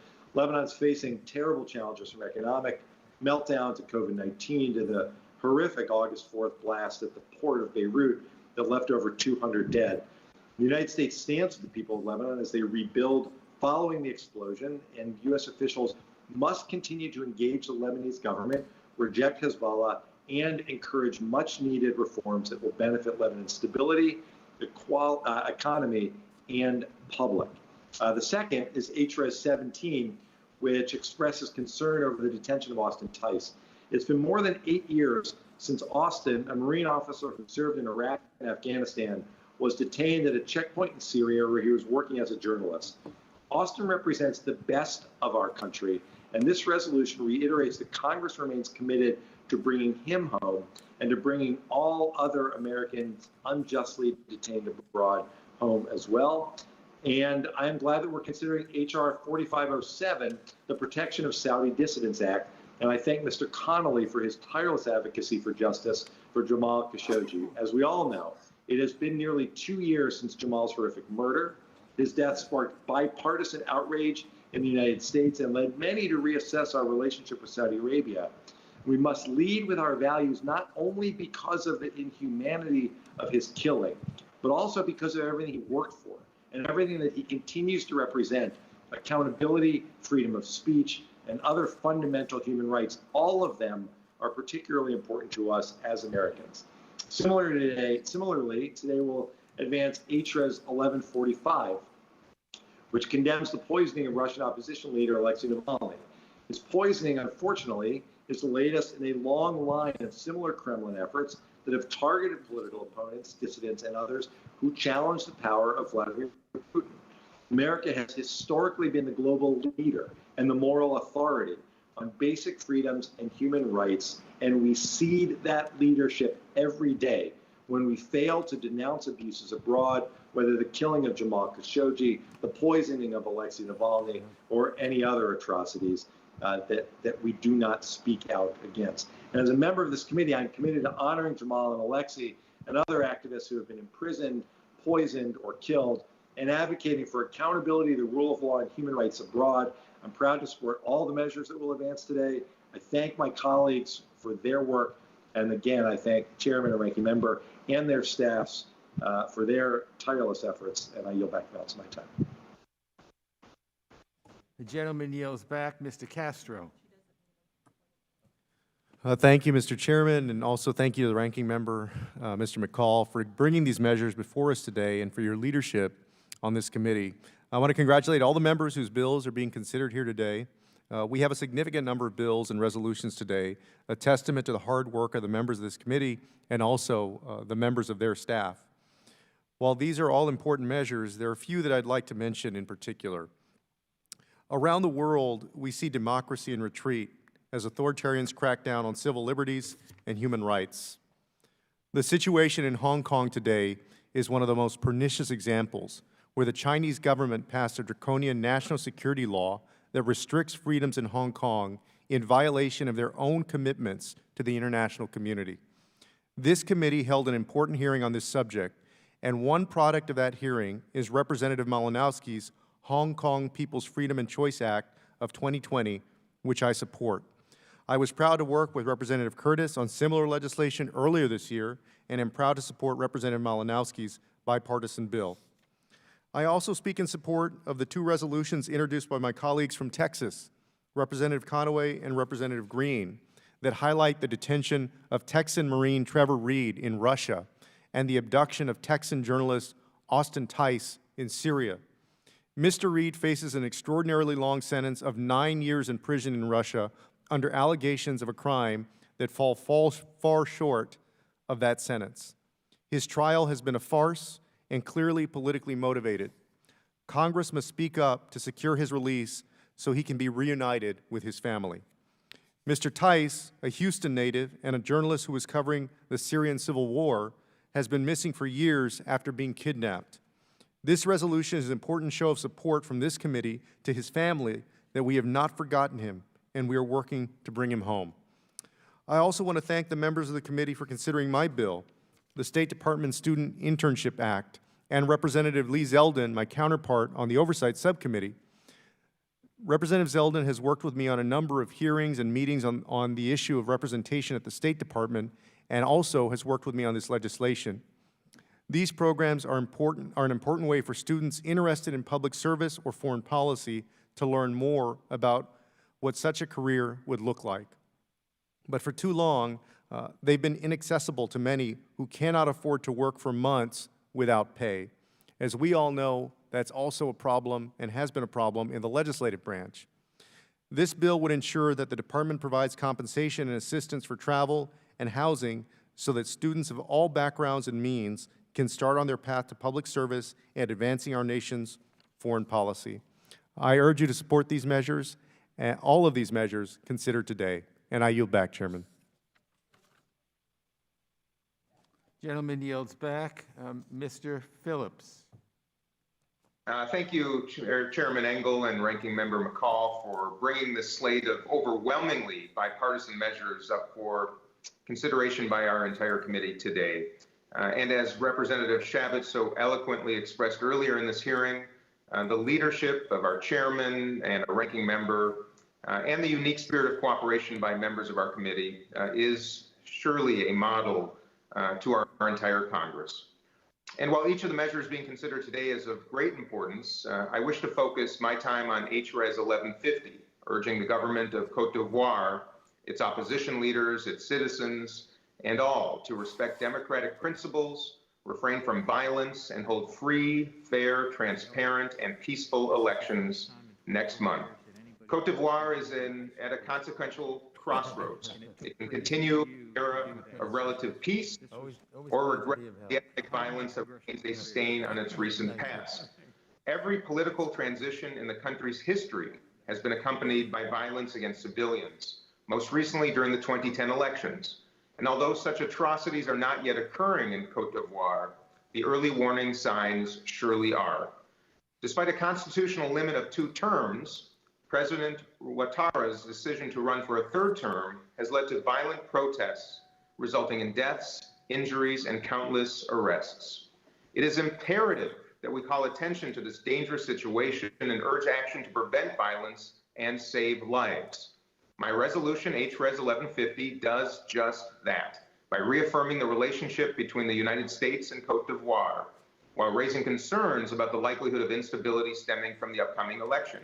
The resolution calls on the Ivorian government and all political parties to commit to free, fair, and peaceful elections, protect and support citizens and their access to valid information, and to combat disinformation, hate speech, and violence. Finally, the resolution states that the United States will stand with the Ivorian people in support of peace, democracy, religious and ethnic tolerance, and stability. I urge my colleagues to support this very time-sensitive and important resolution and the entire en bloc package. And with that, I yield the balance of my time. Gentleman yields back. Thank you, Mr. Phillips. Mr. Levin. Thank you so much, Mr. Chairman. I want to start by adding my voice to the avalanche appreciation for you. We'll have other opportunities to do that at greater length, but from the first day I courted you to join the committee, it's just been such a pleasure working with you. I've learned so much from you, and you've been so kind to me, and I just deeply appreciate your leadership. And, you know, I appreciate this markup and the incredible work of you and Mr. McCall working together, and so many of my colleagues, from Mr. Phillips with Cote d'Ivoire to Hong Kong to Tibet, all around this world, the members of this committee are standing up for human rights and democracy, and I'm proud to play a part in it. And I really want to thank you specifically for considering Mr. Shabbat's and my resolution urging the Burmese government to allow for free, fair, inclusive, transparent, participatory, and credible elections in Burma next month, this November. When we pass this resolution today, we will send a strong signal to the Burmese people that we are with you as you continue the often dangerous but absolutely essential work of democratizing Burma and achieving sustainable peace and human rights for all there. The past few years have been marred by terrible tragedy, none more devastating than the genocide of the Rohingya people. At the same time, the government has oppressed other religious and ethnic minorities, restricted civil society and freedom of the press, silenced government critics, cut off internet services. The list goes on and on. These elections can be a chance to start turning the tide in Burma. Today, with one voice, we make clear that this body is united in its commitment, in our commitment to seeing that tide turn. I hope the administration will join us in supporting the Burmese people and work hard to see that these upcoming elections are free, fair, inclusive, transparent, participatory, and really credible. We have to support the right to vote for communities that have been disenfranchised. We have to see to it that conflict isn't used as an excuse to deny people the right to vote. And we have to make sure US-based social media companies don't allow their platforms, sound familiar, to be used as vehicles for spreading misinformation or advocating violence or voter intimidation. Finally, Mr. Chairman, I want to note that 1 year ago today, I was on my way to Bangladesh, where I visited Rohingya refugees in Cox's Bazar. I've talked about this before, and let me just say, it's so important that Burma create conditions for the voluntary return of the Rohingya people. That means freedom of movement, provision of civil documentation, and a transparent pathway to the restoration of full citizenship. I heard one thing over and over again from the people I met last year, that they want to go home. For their sake, and for all of the Burmese people, I hope the elections in November are a step forward on the path to true democracy and real human rights for all. I thank Mr. Shabbat again for partnering with me on this, and I yield back the balance of my time. The gentleman yields back. Thank you very much, Mr. Levin. Ms. Omar.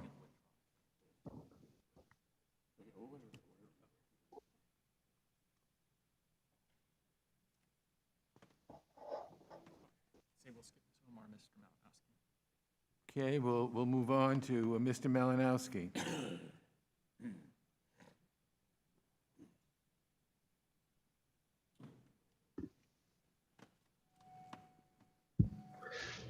Thank you, Mr. Chairman. Mr. Chairman and Ranking Member McCall, first, I just want to join all of my colleagues in thanking you for the cooperation and hard work that has enabled us to come together again and again in a bipartisan way to speak for America to the world. And we're doing that today in a number of respects, particularly on the issue of promoting human rights around the world. There are several bills that I'm particularly happy to see moving. The first of which has been mentioned by a number of my colleagues, the Hong Kong People's Freedom and Choice Act of 2020. We've discussed this before in committee, and since then, our worst predictions about the implications of Hong Kong's new national security legislation have started to come true. Pro-democracy candidates have been banned from running for office. Protesters are being locked up. Journalists imprisoned. Even today, thousands of police have been stopping and searching people en masse as demonstrators took to the streets on China's National Day. What this bill does is to simply take up the mantle of leadership that the United States has long held as a refuge for people fleeing some of the most repressive regimes of our time, from Nazi Germany to the Soviet Union to Cuba to the Arab dictatorships to Assad's Syria and many more.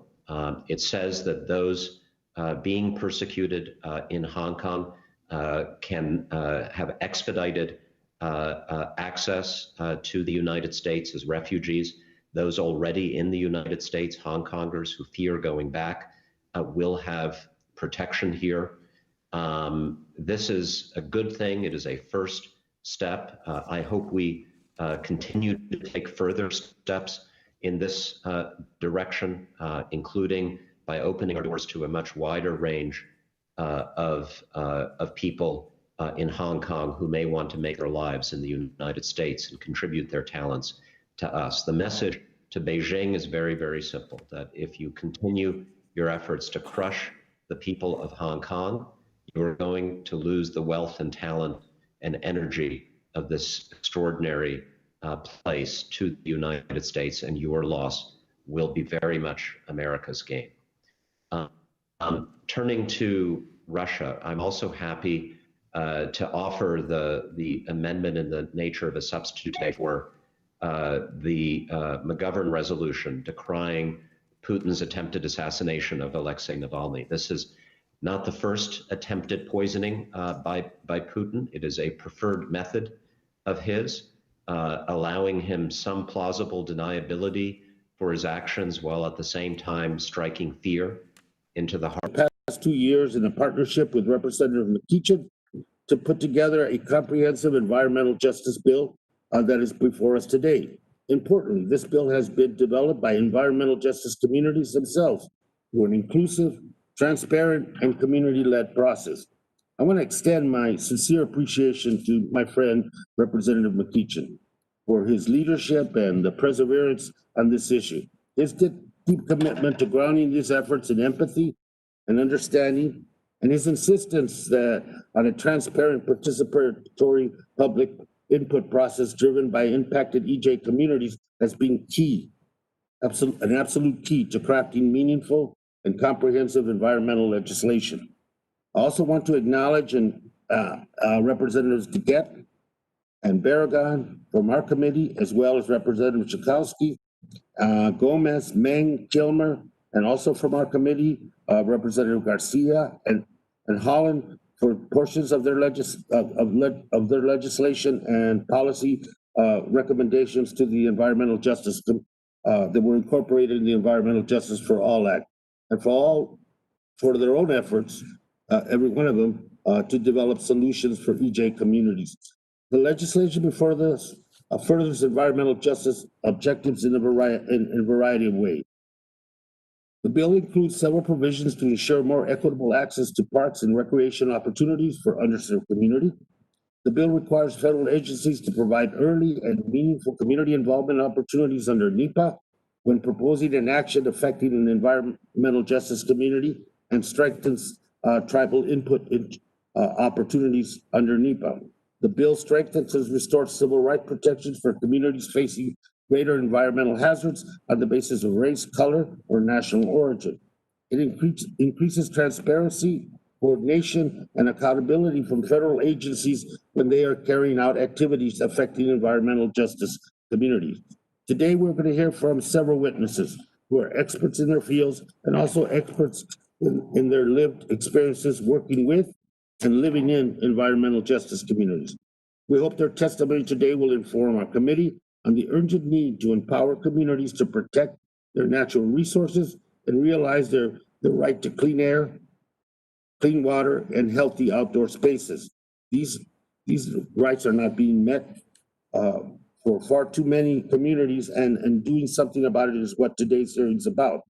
I also want to say that, the significant portions, almost the entirety of the Environmental Justice for All Act has been incorporated in other pieces of legislation and recommendations. And for that, Mr. McEachin and all the 18 original co-sponsors to the legislation are very grateful to leadership and to our colleagues on and the other chairs of committees like Judiciary and Energy and Commerce and Education as well, Mr. Scott as well. We appreciate their efforts. With that, let me now turn to my colleague from Arizona and the ranking member for this meeting, Representative Gosa. The time is yours, sir.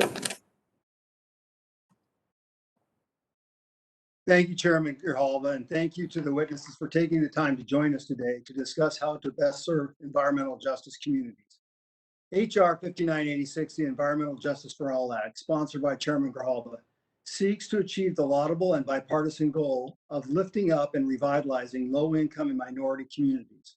However, predictably, my colleague seems to somehow accomplish this by imposing a slew of new environmental mandates rather than incentivizing investment and free market growth where it is sorely needed. This legislation pushes continual victimizing handouts versus the empowering incentives that are enterprising hand-ups. First, this legislation expands their already onerous regulatory approval process under the National Environmental Policy Act, or NEPA, ensuring further delays in new infrastructure and energy development. This bill goes a step further and requires federal agencies to develop a so-called community impact report, assessing potential environmental hazards for any federal action, even those that concerns have already been addressed under NEPA, the Clean Air Act, and the Clean Water Act. While well-intentioned, I think common sense tells us that every project that might make a meaningful difference in improving a vulnerable community will be derailed by endless litigation if this bill passes.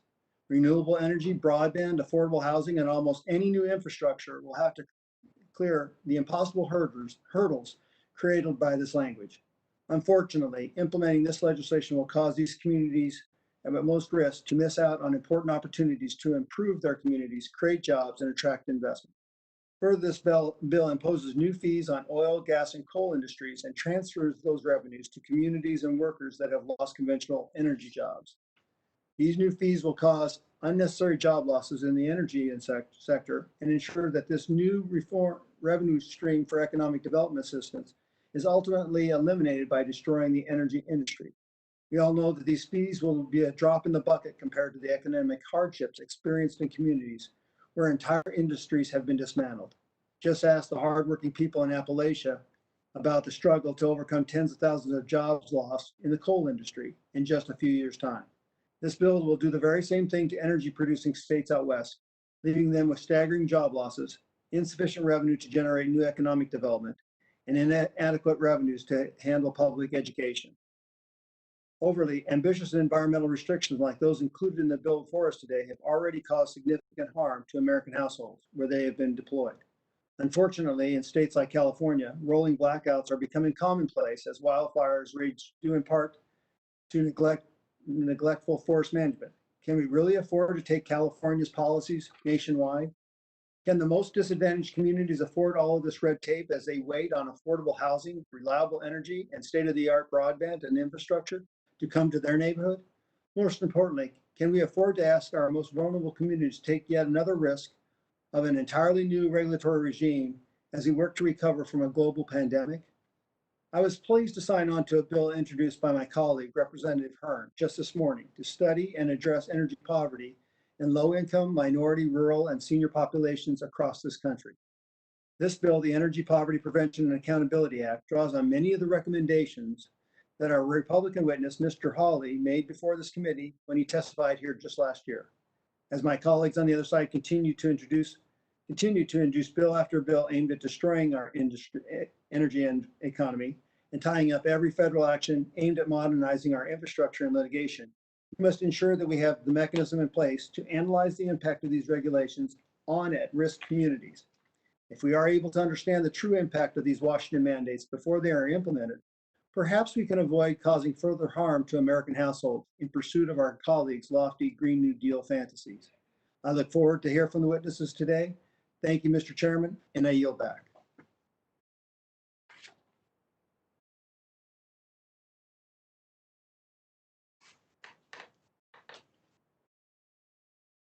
Our committee rules, they must limit their oral statements to 5 minutes, but their entire statement will appear in the hearing record. When you begin, the timer will start and it will turn orange when you have 1 minute remaining and red when time has expired. I recommend that members and witnesses joining us remotely use the grid view so that they may pin the timer to on their screen. After your testimony is complete, please remember to mute yourself to avoid any inadvertent background noise, and I will allow the entire panel to testify before the questioning begins. Let me now begin by recognizing Mr. Derek Hawley. He's the president of Reaching America, a nonprofit group he founded that addresses issues affecting the Black community, such as criminal justice reform, occupational licensing, energy poverty, and free speech. He is the host of the weekly Reaching America on Demand podcast. He is also the national sales manager for the Black Focus Radio 1 media network, now called Urban One. He is a graduate of East Tennessee State University, where he earned a Bachelor's of Arts degree in Broadcast Management and Communications, and a recipient of that university's Alumni Award of Honor. With that, let me turn to you, sir. You have 5 minutes, and welcome, sir.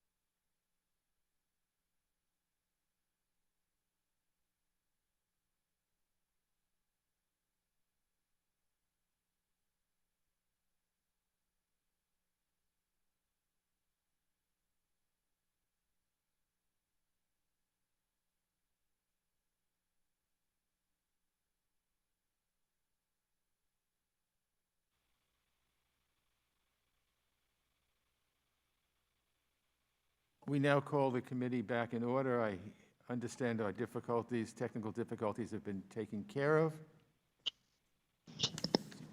So hearing no further requests for recognition, are there any further requests for recognition? Okay, having no further requests, the committee will proceed to consider the noticed items en bloc. Pursuant to the previous order, the question occurs on the measures en bloc as amended, if amended. We'll take a vote by voice. All members, please unmute your microphones. All right, all those in favor say aye. Aye. Aye. All those opposed say no. In the opinion of the chair, the ayes have it.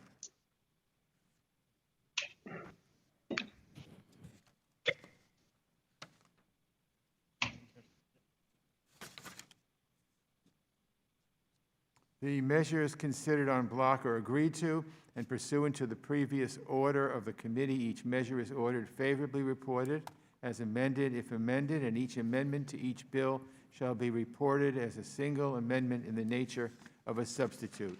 Without objection, staff is authorized to make any technical and conforming changes. Now on to the next item of business, consideration of H.R. 7673.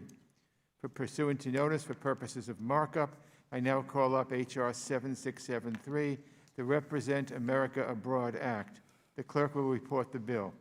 H.R. 7673, to ensure the United States diplomatic workforce at all levels reflects the diverse composition of the United States. Be it enacted by the Senate and the House of Representatives of the United States of America and Congress assembled. Without objection, the first reading of the bill is dispensed with. Without objection, the bill shall be considered as read and open to amendment at any point. I now offer the Bass Amendment in the nature of a substitute that was noticed as base text. The clerk will please report the amendment. Bass Amendment 106, amendment in the nature of a substitute to H.R. 7673. Strike all after the enacting clause and insert the following. Section 1, short title. This act may be cited as the Represent America Abroad Act of 2020. Section 2, findings. Without objection, the reading of the amendment will be dispensed with. Without objection, the amendment in the nature of a substitute will be considered original text for purposes of further amendment. At this time, I recognize Ms. Bass to speak on the measure.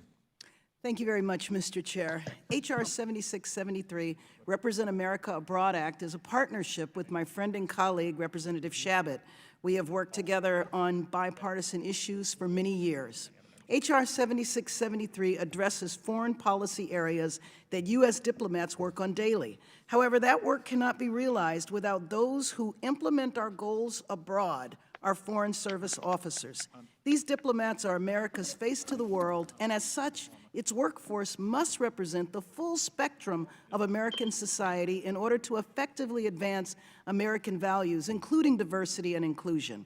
Earlier this year, the GAO office released 2 reports that found barriers to a diverse and inclusive workforce within the Foreign Service, particularly at mid-career and senior levels. But those findings are not new. A 1989 GAO report found that minorities and women were underrepresented at the mid and senior level, and the State Department had not addressed the issue, nor did they have a plan to do so. They also had no plan for addressing possible barriers to hiring or promoting underrepresented groups. Unfortunately, we find ourselves in the same place 30 years later. To highlight the point, according to the American Academy of Diplomacy, out of 189 ambassadors serving overseas today, only 3 are African American. Just 4 are Hispanic. In 2018, Asian career diplomats were represented at the senior levels at just 3%, and Native Hawaiian, Pacific Islander, American Indian, Alaskan natives were represented at less than 2%. These are unacceptable statistics which undermine our foreign policy objectives and must be overcome. Think about it. All of us travel overseas. All of us go to embassies. All of us meet with the company teams. What type of diversity do you see when you travel? I share the sentiments of former ambassadors William Burns, who served as Deputy Secretary of State, and Linda Thomas Greenfield, who served as Director General of the Foreign Service, essentially the Chief Human Resource Officers. In a recent article in Foreign Affairs, they argue the lack of diversity in the diplomatic corps should be treated as a national security crisis. It not only undermines the powers of the U.S. example, it also suffocates the potential of the country's diplomacy. They argue that state will have to incorporate ideas that in the past seemed unacceptable to the department and its career staff, but that today are inescapable. They call for the creation of mid-career pathways into the Foreign Service, including for Americans with unique skills and experience. Additionally, in a letter to the Secretary of State dated July 13, 2020, AAD expressed support for efforts to make the Foreign Service more representative of the American people. In response, H.R. 7673 proposes to assist the State Department to diversify the Foreign Service in critical skill sets at the mid-level career in H.Res. 7673, the Represent America Abroad Act. This diversification and inclusion program would target educated, and experienced Americans who represent the full spectrum of American society. We believe these efforts would boost recruitment, retention, and promotion of a diverse, educated Foreign Service that represents the full composition of America. For those who are concerned that this sounds like an affirmative action program, I assure you that it is not. There are no number requirements, no quotas. There are no differing standards for entry. This is a recruitment program, like the highly regarded Wrangell and Pickering fellowships that are widely praised and highlighted by the State Department. The State Department has known about the lack of diversity and barriers to promotion for more than 30 years. There is a lot of evidence that African American, Latino, Asian Pacific Islander diplomats who have the same experience, the same education, are not promoted in the same level, which is why the State Department also experiences numerous lawsuits. Diplomats of color who represent and serve their countries abroad have had a glass ceiling over their heads. I know that we can do better. This is the time to do better. Mr. Chair, I ask unanimous consent to enter into the record an article about the State Department being sued on bias charges. This article was written 33 years ago, but yet the situation is the same. We look forward to your support. Excuse me, Ms. Bass, without objection, so ordered. Thank you. We look forward to your support, and I yield back. The gentlewoman yields back. Mr. McCall, do you seek recognition? Yes, Mr. Chairman. And thank you. I think everyone here supports the goal of increasing diversity at the Department of State, and that's why I supported our robust diversity and inclusion title in the state authorization bill, and why I'm an original co-sponsor of Mr. Castro's internship bill that we are marking up today. And I agree with Ms. Bass that we need to do a better job at recruitment, collecting viewpoints from underrepresented groups, and analyzing data so that the Foreign Service looks more like the face of America. However, I think an immediate, permanent, and mandatory expansion of the Foreign Service into the mid-ranks tries to solve a problem without first understanding the cause. It will also have a tremendous downstream effect on morale, placement, hiring, promotion, and budget, which is why the Foreign Service Association has voiced both its concern and opposition to this bill as currently written. I know Ms. Bass cares deeply about this issue, and I have tremendous respect for her, and I share her desire to make the department a more diverse and inclusive place. Given the Foreign Service Association's opposition, though, I do think that the approach would be better, as offered by Mr. Zeldin. It would be a more effective tool in the long run and address the acute issue in the short term. And for that reason, Mr. Chairman, I plan to support the Zeldin amendment as the appropriate way forward on this issue. I want to thank you, and I yield back. Thank you, Mr. McCall. I now recognize myself. In this committee, we spend a lot of time talking about the importance of diplomacy as a foreign policy tool. Our diplomats build bridges of friendship with governments and peoples. They represent our country's character and compassion in our conduct of foreign policy. They are in many ways America's face to the world. That representation should reflect what our country actually looks like. But despite a focus on this issue in recent years, there remains a troubling lack of diversity in the mid and senior levels of the Foreign Service. In January, the Government Accountability Office produced a report that I requested along with other colleagues and made it clear that there exist serious barriers to diversity in the State Department. GAO found that racial or ethnic minorities were less likely to be promoted than their white coworkers with similar education, occupation, or years of federal service. There was another GAO report. I'll let her know that you know. Okay, see. Bye. Okay, there was another GAO report that dealt with this issue. It was titled State Department, Minorities and Women are Underrepresented in the Foreign Service. And it was published in 1989. It's really disheartening, my first year in Congress, by the way. It's really disheartening that over 3 decades, we've made so little progress grappling with this challenge.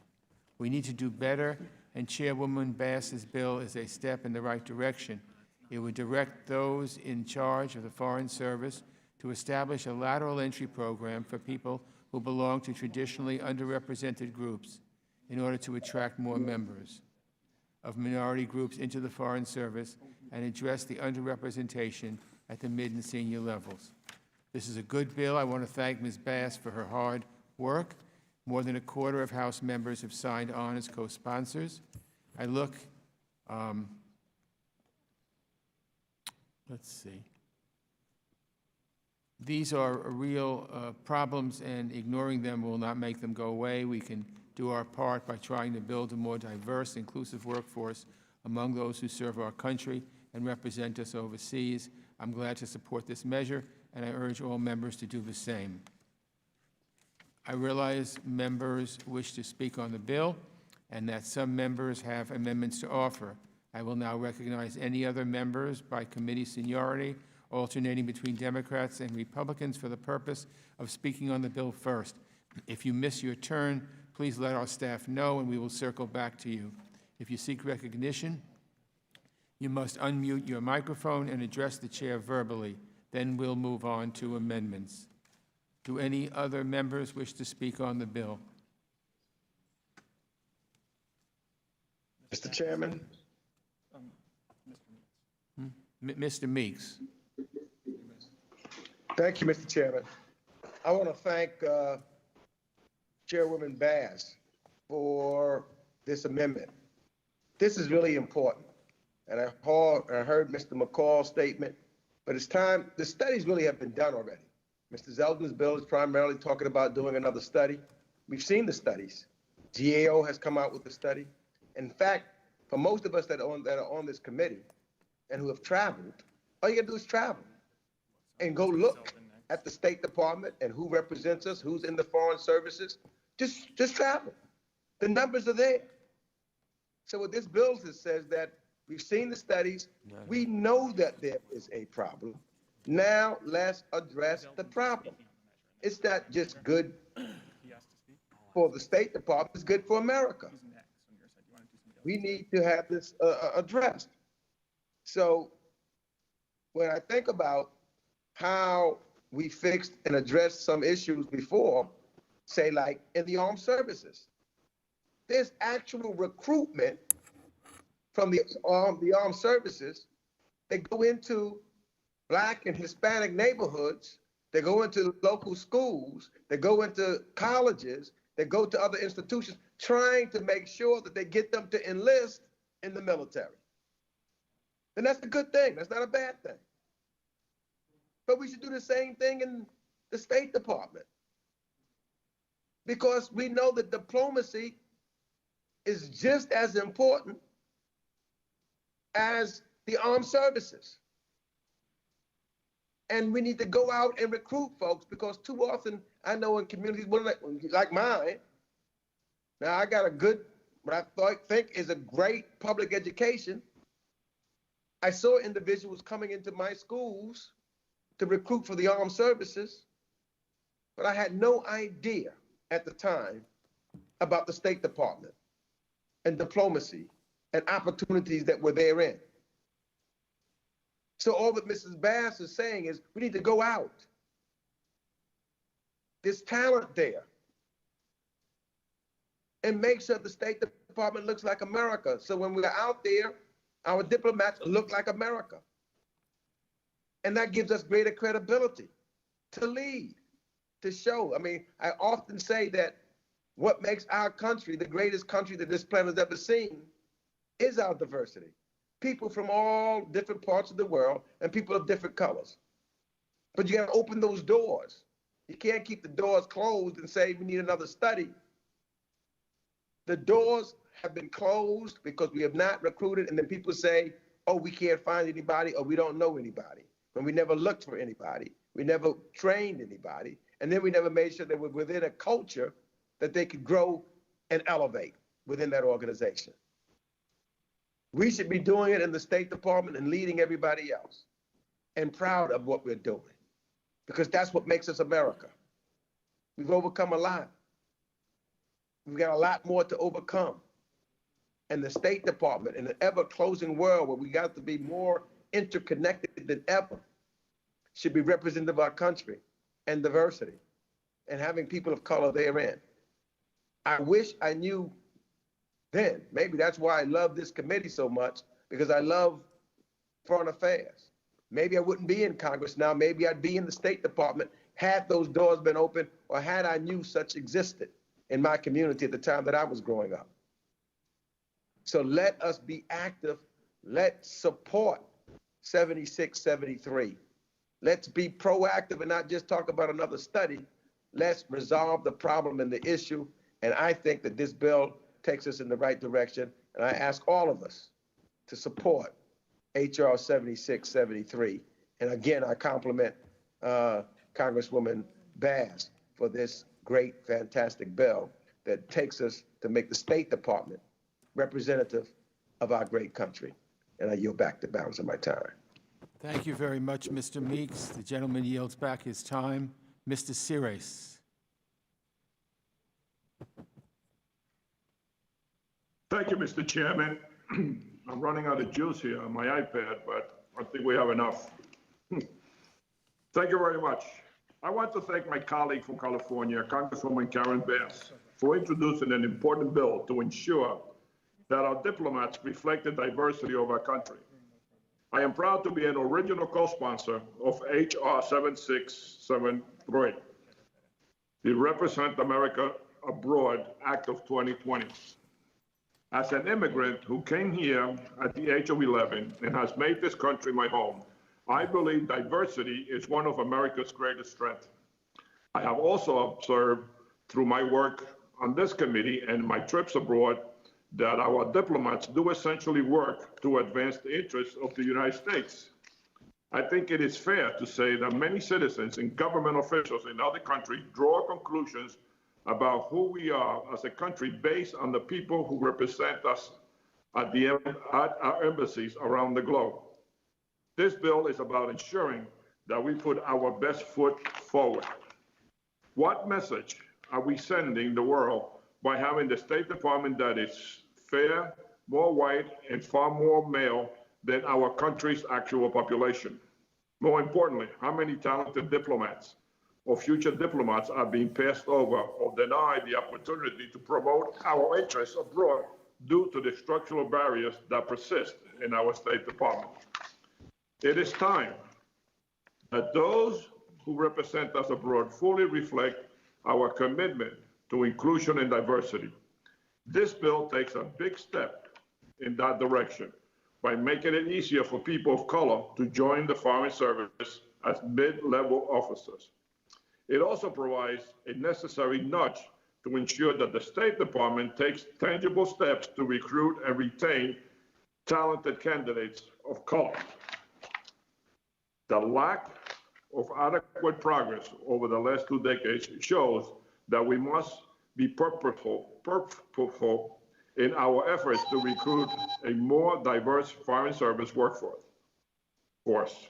I thank Congresswoman Bass for her leadership, and I urge my colleagues to support this measure, and I yield back. Thank you.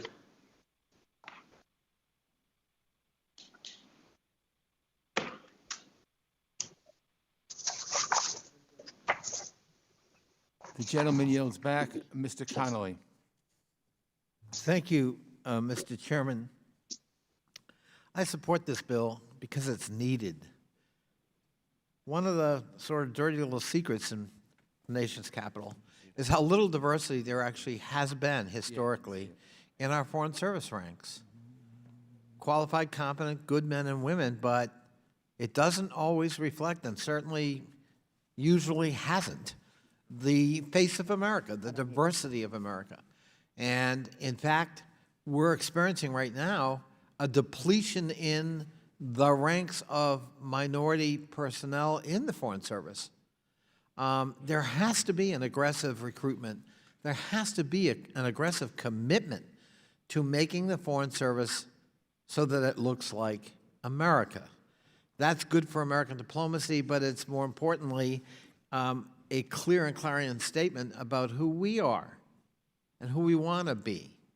And so promoting diversity, very important. There are 2 studies underway, Mr. Chairman, one by the Council of Foreign Relations, the other by Harvard University Kennedy School, both looking at this subject and coming up with recommendations, which I'm sure this committee will want to look at and hold hearings about probably next year. But this is needed now. And I fully support Ms. Bass's efforts in this bill and hope our colleagues will as well. I yield back. The gentleman yields back. Mr. Cicilline. Thank you, Mr. Chairman. I want to thank my colleague and friend, Congresswoman Karen Bass, for introducing H.R. 7673, the Represent America Abroad Act. Americans around the country are protesting or standing with protesters who demand an end to systemic racism, keeping Black and brown Americans from equality. At the same time, our State Department faces deep challenges in hiring and retaining people of color and women in the Foreign Service. And there was a recent hearing that was chaired by Chairman Castro that really underscored the urgency of this work and how serious this challenge is. We must work together to do what the Foreign Service Act set out to do, to create a workforce at the State Department that is representative of America. In order to reach that goal, H.R. 7673 takes the advice of many very senior current and former members of the Foreign Service and Civil Service and authorizes a mid-career entry program into the Foreign Service for candidates of color. I and many of my colleagues have been in discussions with senior and retired members of the Foreign Service, ambassadors and storied civil servants who have lamented the lack of diversity at the State Department. In particular, to note how little progress is made outside of the Pickering and Rangel fellowships. Important programs to increase the number of outstanding young people of color entering the Foreign Service. They note that above and beyond getting new recruits of color and retaining the professionals that we already have in the Foreign Service, much more work will need to be done to make the State Department's culture welcoming to all. This is work that the committee must commit to. This committee has provided oversight to the State Department's diversity since at least 1973. We have made too little progress, and we have to commit to working together to make much more progress. As Americans around the country bravely and fiercely stand up for racial justice in their communities, let us stand up for a Foreign Service that harnesses the rich experiences of all Americans and represents the brilliant and beautiful diversity of our great country. I urge my colleagues to support the Represent America Abroad Act and thank my colleague Congresswoman Bass for its introduction. I'm proud to be an original co-sponsor and urge all of my colleagues to support this important legislation. And with that, Mr. Chairman, I yield back. Thank you, Mr. Cicilline. Mr. Liu. Thank you, Chairman Engel. Let me first start off by joining the other members of this committee in praising you for your many decades of service and for your leadership on this committee. It is an honor to serve with you on the House Foreign Affairs Committee. I rise in support of this important legislation by Representative Bass. And let me tell you a story. First of all, this issue of the lack of diversity is a bipartisan issue. It's occurred in both Democratic and Republican administrations. And in my first term in Congress, I was on a CODEL with Nancy Pelosi and other members, and we were going to China. And we had a briefing by multiple agencies prior to our trip. We visited different places and met with very high-ranking officials in China. At the briefings that we had here in the U.S. prior to the trip, there were about a dozen people in the room from these different agencies. Not a single one of them was Asian American. And it occurred to me halfway through the meeting that this is probably not good when you have the top level people in our federal government working on the issue of China and everybody look exactly the same. I think there might be some expertise that does not occur when that happens, that the U.S. loses on. And so I wholeheartedly support Representative Bass's diversified State Department. After this bill becomes law, I think we also need to simply change the culture at the State Department and change some other rules and regulations. There was an important hearing done last week where we had two State Department officials.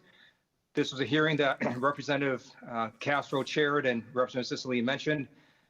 And what we do know is from surveys done by, for example, the Asian American group at the State Department, assignment restrictions hamper our foreign service officers.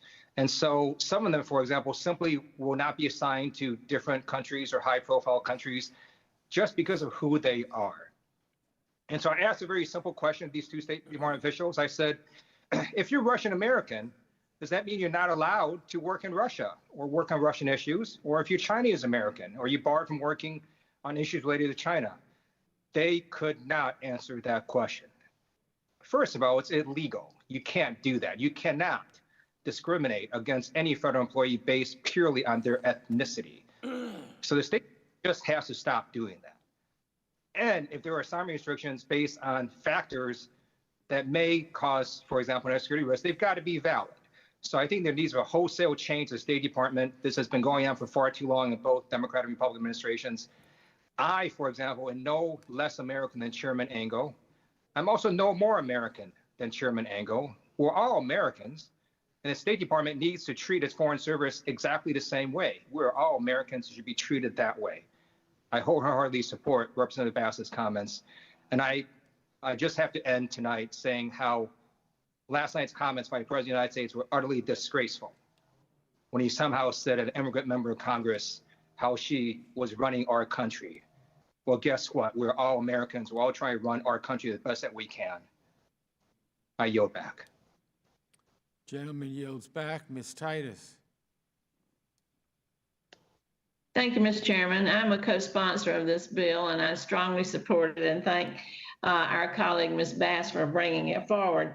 I know that this particular bill has to do with racial and ethnic representation in the State Department, and it's certainly needed to make us look more like the face of America. But I would just like to put on the record that as we turn to the State Department to diversify its ranks, let's not forget about those with disabilities. I'm sure if you pulled up statistics of how many people working in the State Department were in a wheelchair or had some other kind of disability, it would be far less even than those with racial or ethnic identifications. So for the record, as we move in this direction, let's keep that in mind and see if we can't make some improvements in that area as well. Thank you, and I yield back. Thank you, Ms. Titus. Do any other members wish to speak on the bill? Hearing no further requests, we'll move on to amendments. For what purpose does Mr. Zeldin seek recognition? Mr. Chairman, I have an amendment at the desk, and I ask for its consideration at this time. The gentleman is recognized for that purpose. The clerk shall distribute the amendment.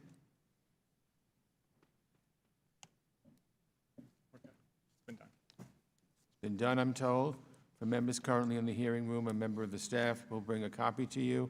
Let's pause briefly to give all members enough time to review the amendment.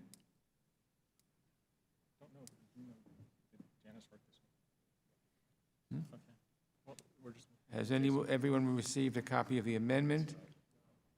Okay, they have. The clerk will please report the amendment. Zeldin, Amendment Number 1, amendment in the nature of a substitute to H.R. 7673. Strike all after the enacting clause and insert the following. Section 1, short title. This act may be cited as the Represent America Abroad Act of 2020. Without objection, a further reading of the amendment will be dispensed with. A point of order is reserved. The gentleman is recognized for 5 minutes in support of the amendment. Thank you, Mr. Chair. My amendment would strengthen and revamp a lateral entry program into the Foreign Service that has been law since December of 2016, but has not yet been implemented.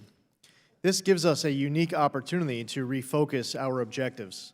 The lateral entry program would require outreach and inclusion of minorities and mandate recruitment and reporting of progress to Congress.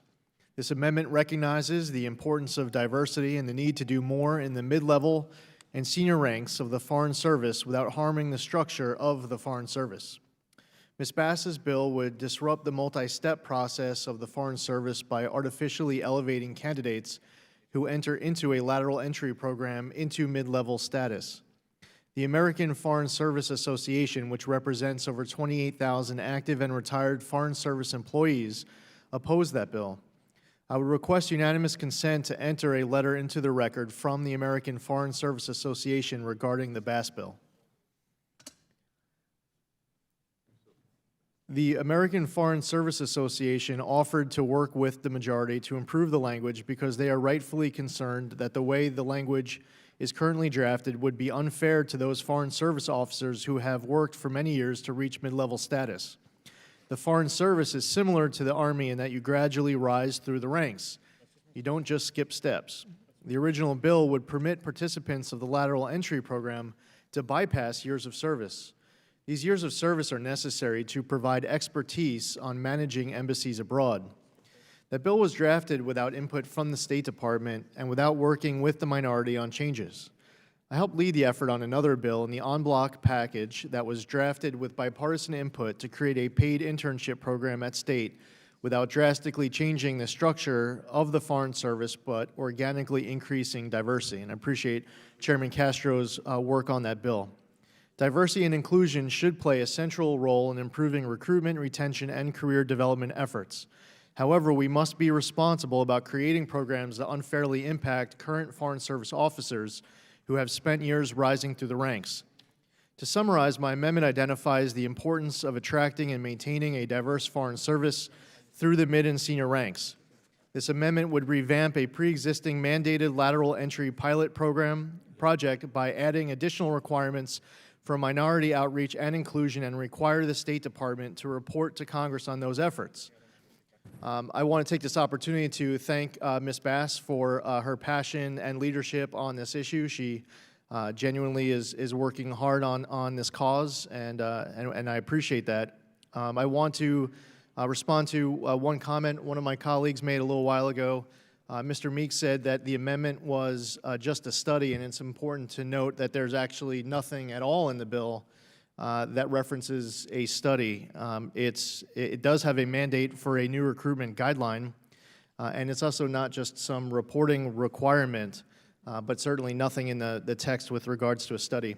I also want to take this opportunity to echo the praise and gratitude of my colleagues, as we've done throughout this day, for Chairman Engel.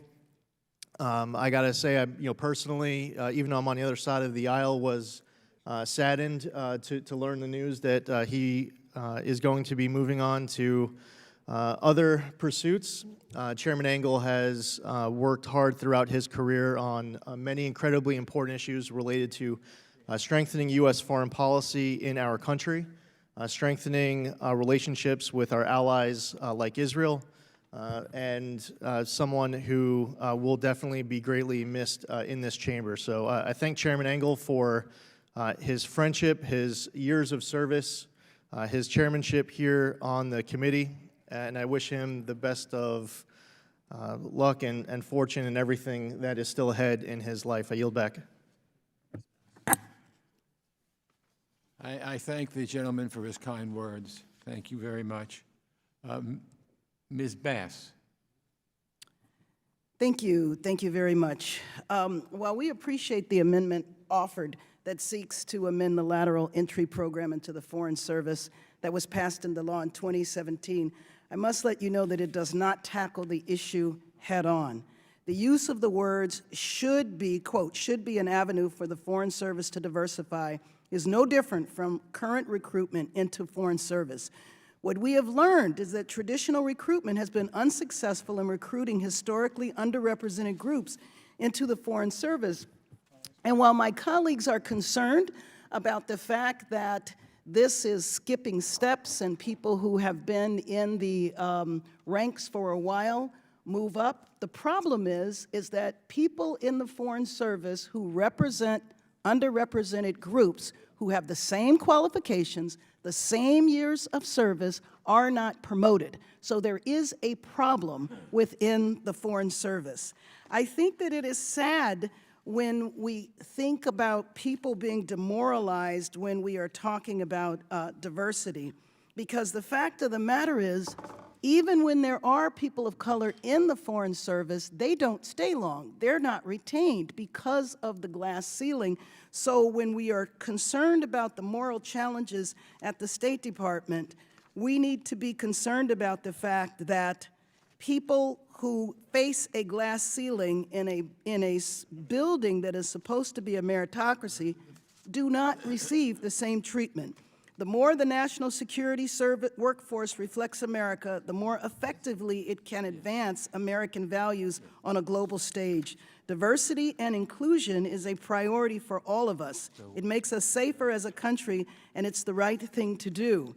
You know, the legislation that was passed in 2017, you're talking about the Foreign Service Association, they actually opposed that as well. And so I think that there are not many times in history when we talk about when we talk about diversity and inclusion, that whether it's a trade union or other professional associations have not opposed it. They oppose it, and then they oppose it because they feel as though when you say the word diversity, that somebody is going to lose. People who are already in power are going to lose some of that power, and so there is a knee-jerk reaction to oppose it, as opposed to viewing that there is enough room for everyone, especially in the State Department right now, because the fact of the matter is, over the last few years, the State Department has lost many, many people, and it is going to be a need to recruit people in the future, and so there needs to be attention, a specific attention to diversity when we are talking about that. I also understand that there are concerns about potential litigation, but new legislation often face these concerns.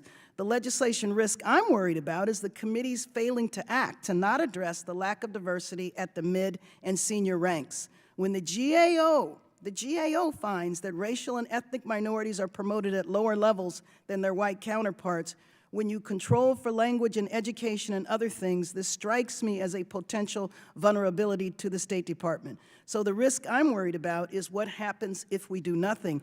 And as I mentioned before, all of us travel the world. All of us go to embassies. Who do you see when you go to embassies? I travel a lot in Africa, and it is a rare occasion that I see an African American or a person of color in those embassies, and when they do see me, they rush over to spend time with me, to talk to me, and privately will tell me about what it is like, the discrimination that they face, the way they have a glass ceiling and they're not able to move up. And frankly, I have talked to many Foreign Service officers that I had to convince to stay in the Foreign Service because they were so demoralized. So just having programs that encourage and don't do anything specific is not a way to resolve this problem. I yield back my time. The gentlewoman yields back. Is there further debate on the amendment? Hearing no further requests to speak, the question is on the amendment. We are going to take a vote by voice. All members, please unmute your microphones.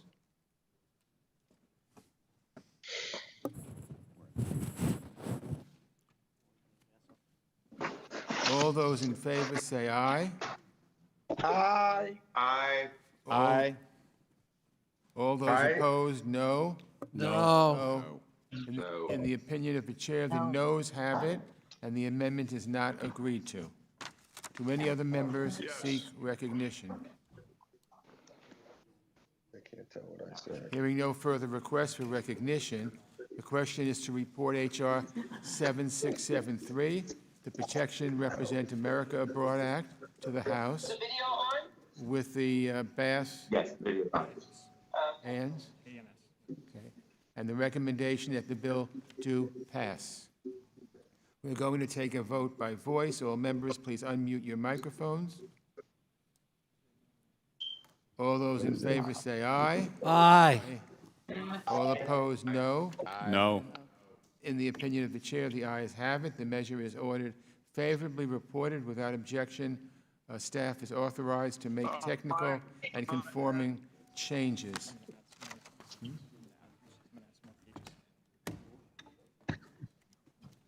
What's next?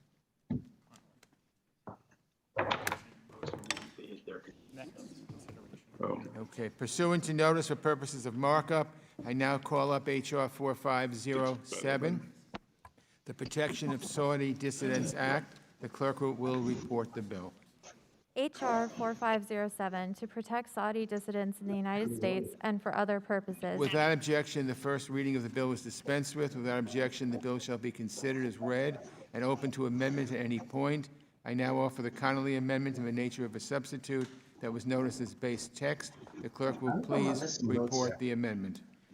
Connolly Amendment Number 86, amendment in the nature of a substitute to H.R. 4507. Strike all after the enacting clause and insert the following. Section 1, short title. This act may be cited as the Protection of Saudi Dissidents Act of 2020. Section 2, Without finding. objection, the reading of the amendment will be dispensed with. Without objection, the amendment in the nature of a substitute will be considered original text for purposes of further amendment. And at this time, I recognize Mr. Connolly to speak on the measure. I thank the chair. I want to remind my colleagues that tomorrow is the second anniversary of the brutal murder and dismemberment of my constituent, Jamal Khashoggi.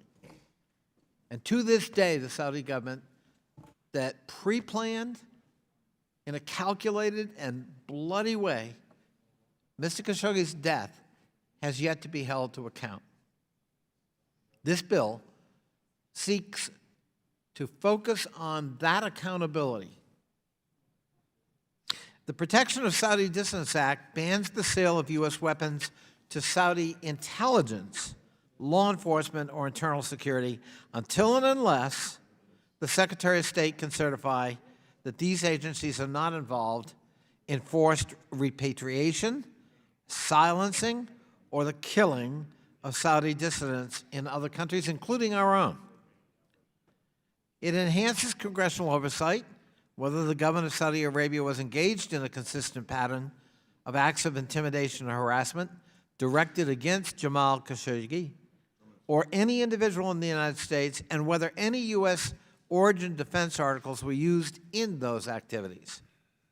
It requires the president to close at least one Saudi diplomatic facility in the U.S. if Saudi diplomats are using diplomatic credentials, visas, or diplomatic facilities, as they did in Istanbul, to facilitate monitoring, tracking, surveillance, harassment, or harm to other nationals of Saudi Arabia living here in the United States. And finally, it improves congressional oversight of the intelligence community regarding the extent to which the intelligence community fulfilled its duty to warn Jamal Khashoggi of threats to his life and liberty.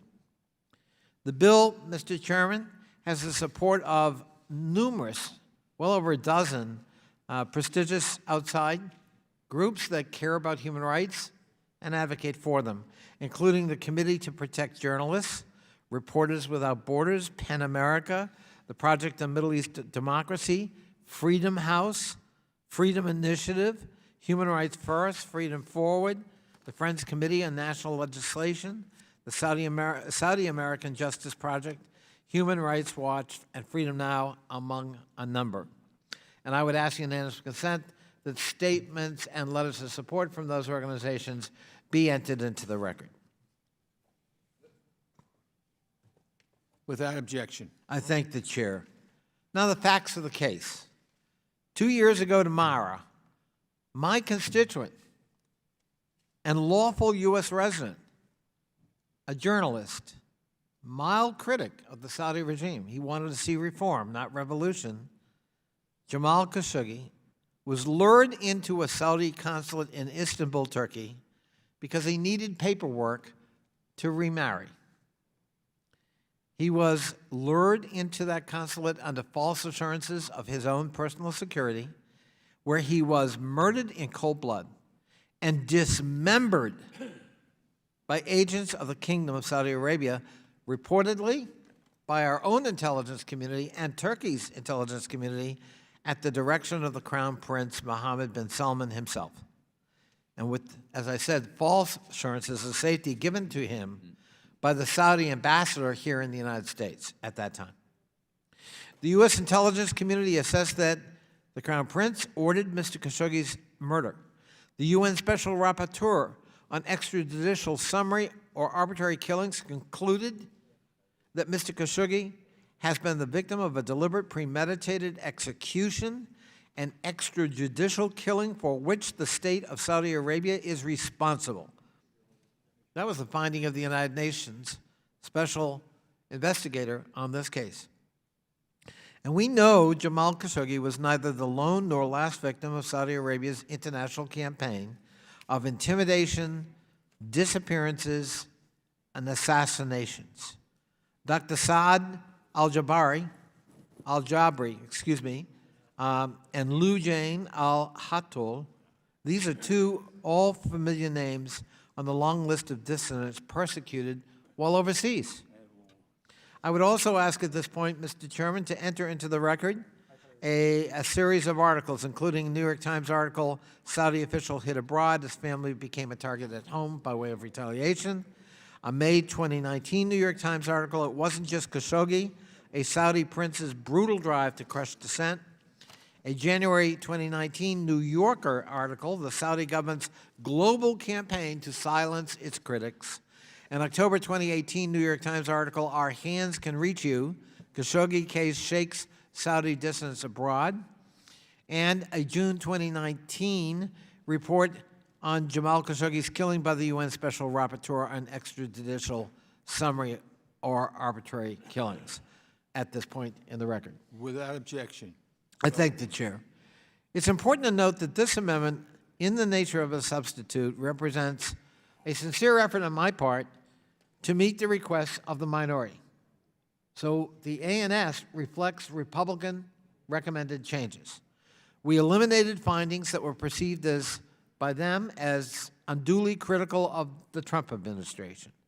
We narrowed the purview of the bill to focus on the Saudi intimidation campaign abroad. We amended the immediate ban on arms sales to accommodate a 120-day period of oversight, review, and engagement with Saudi Arabia in the hopes concerns can be addressed. That's 4 months.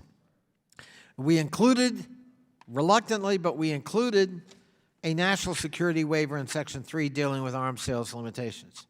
And by the way, this bill does not address military sales to the Saudi military. That is not encompassed in this bill. We'd hope to have support on the other side of the aisle with those changes, and I still hope we could. But the support of the Protection of Saudi Dissidents Act would serve as a very strong and clear statement by this committee, representing the Congress of the United States, that the United States opposes the forced repatriation, intimidation, or killing of Saudi dissidents and critics abroad. It would also reaffirm and ensure that the United States is in no way enabling human rights violations. Silence can be consent. We cannot afford to be silent, nor can we ever allow this kind of gross human rights violation to be seen as something in which we're complicit by our silence. I think it's important, 2 years to the day, tomorrow, that we honor a brave dissident who simply wanted reform in his home country, for which he was brutally murdered and dismembered.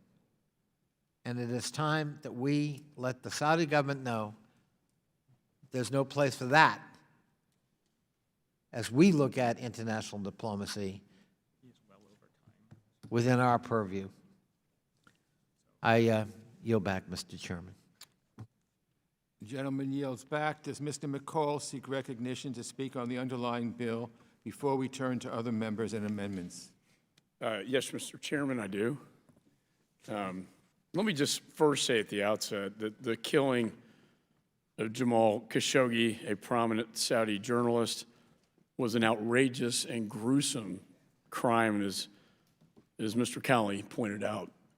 And I'm in complete agreement with him on that. And tomorrow is the 2-year anniversary of his killing. He should have lived these past 2 years and many more. We will continue to pursue justice for him. Intimidation and violence by any government against peaceful dissent must be strongly condemned by responsible nations. And if we do not respond forcefully, we invite future abuses. And that is why I supported and worked with Mr. Malinowski on his Saudi Arabia Human Rights and Accountability Act to ensure that those responsible for the savage killing of Mr. Khashoggi are held accountable. That balanced bill vindicated our strong support for human rights as well as our critical national security interests. I am concerned that today's bill, while well-intentioned, strikes a different balance. It proposes the solution is to ban arms sales outright. We have spent many hours in this committee and on the floor relitigating the issue of arms sales to Saudi Arabia. My concern for Saudi Arabia's human rights record is well known.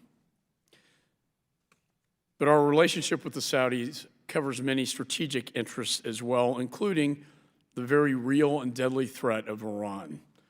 Limiting arms sales to Saudi Arabia hurts our shared capacity to counter Iran, the world's leading state sponsor of terrorism. Early this year, Iran attacked our embassy in Baghdad. Just over a year ago, Iran launched a major attack on Saudi oil facilities. Importantly, Congress already has this authority. We have the oversight over arms sales to Saudi Arabia on a case-by-case basis. Mr. Engel and I sign off on all foreign weapon sales, or we deny them. If we have concerns about a sale, we hold that sale and voice our concerns to the administration.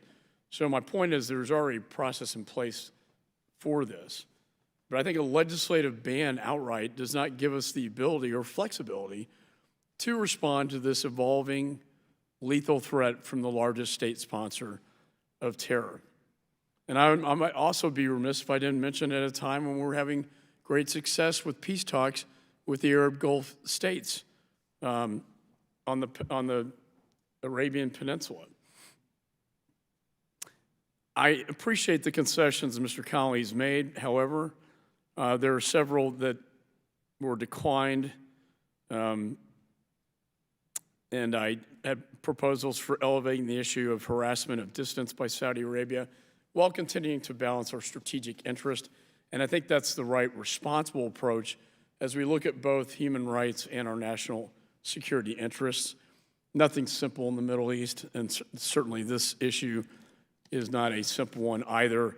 But I think the committee, through the chairman and myself, have this authority on a case-by-case basis to review the sale of weapons, which gives us the flexibility without an outright ban being passed by this committee. And so while I agree with the well-intentioned sentiment of the gentleman from Virginia, and I think we agree on the problems, maybe just not the best tools to fix them. And I believe that is why I'm offering this amendment in the nature of a substitute. I think it does strike the right balance here. But we must be mindful on the 2-year anniversary that America will not sit by idly when American journalists are tortured and dismembered in such a grotesque fashion as was done to Mr. Khashoggi. My thoughts and prayers are with him and his family, and all the journalists out there who were close to him. Many friends of mine, like Larry Wright from Austin, Texas, knew Mr. Khashoggi very well. They were very good friends, and I know every day he wakes up and thinks about this brutal killing. So it goes with a heavy heart as we have this debate. We will never forget what happened. We want those accountable to be held accountable. So I think we share the same goal, just a different way to do it. And so, Mr. Chairman, with that, I yield back. Gentleman yields. Mr. Chairman?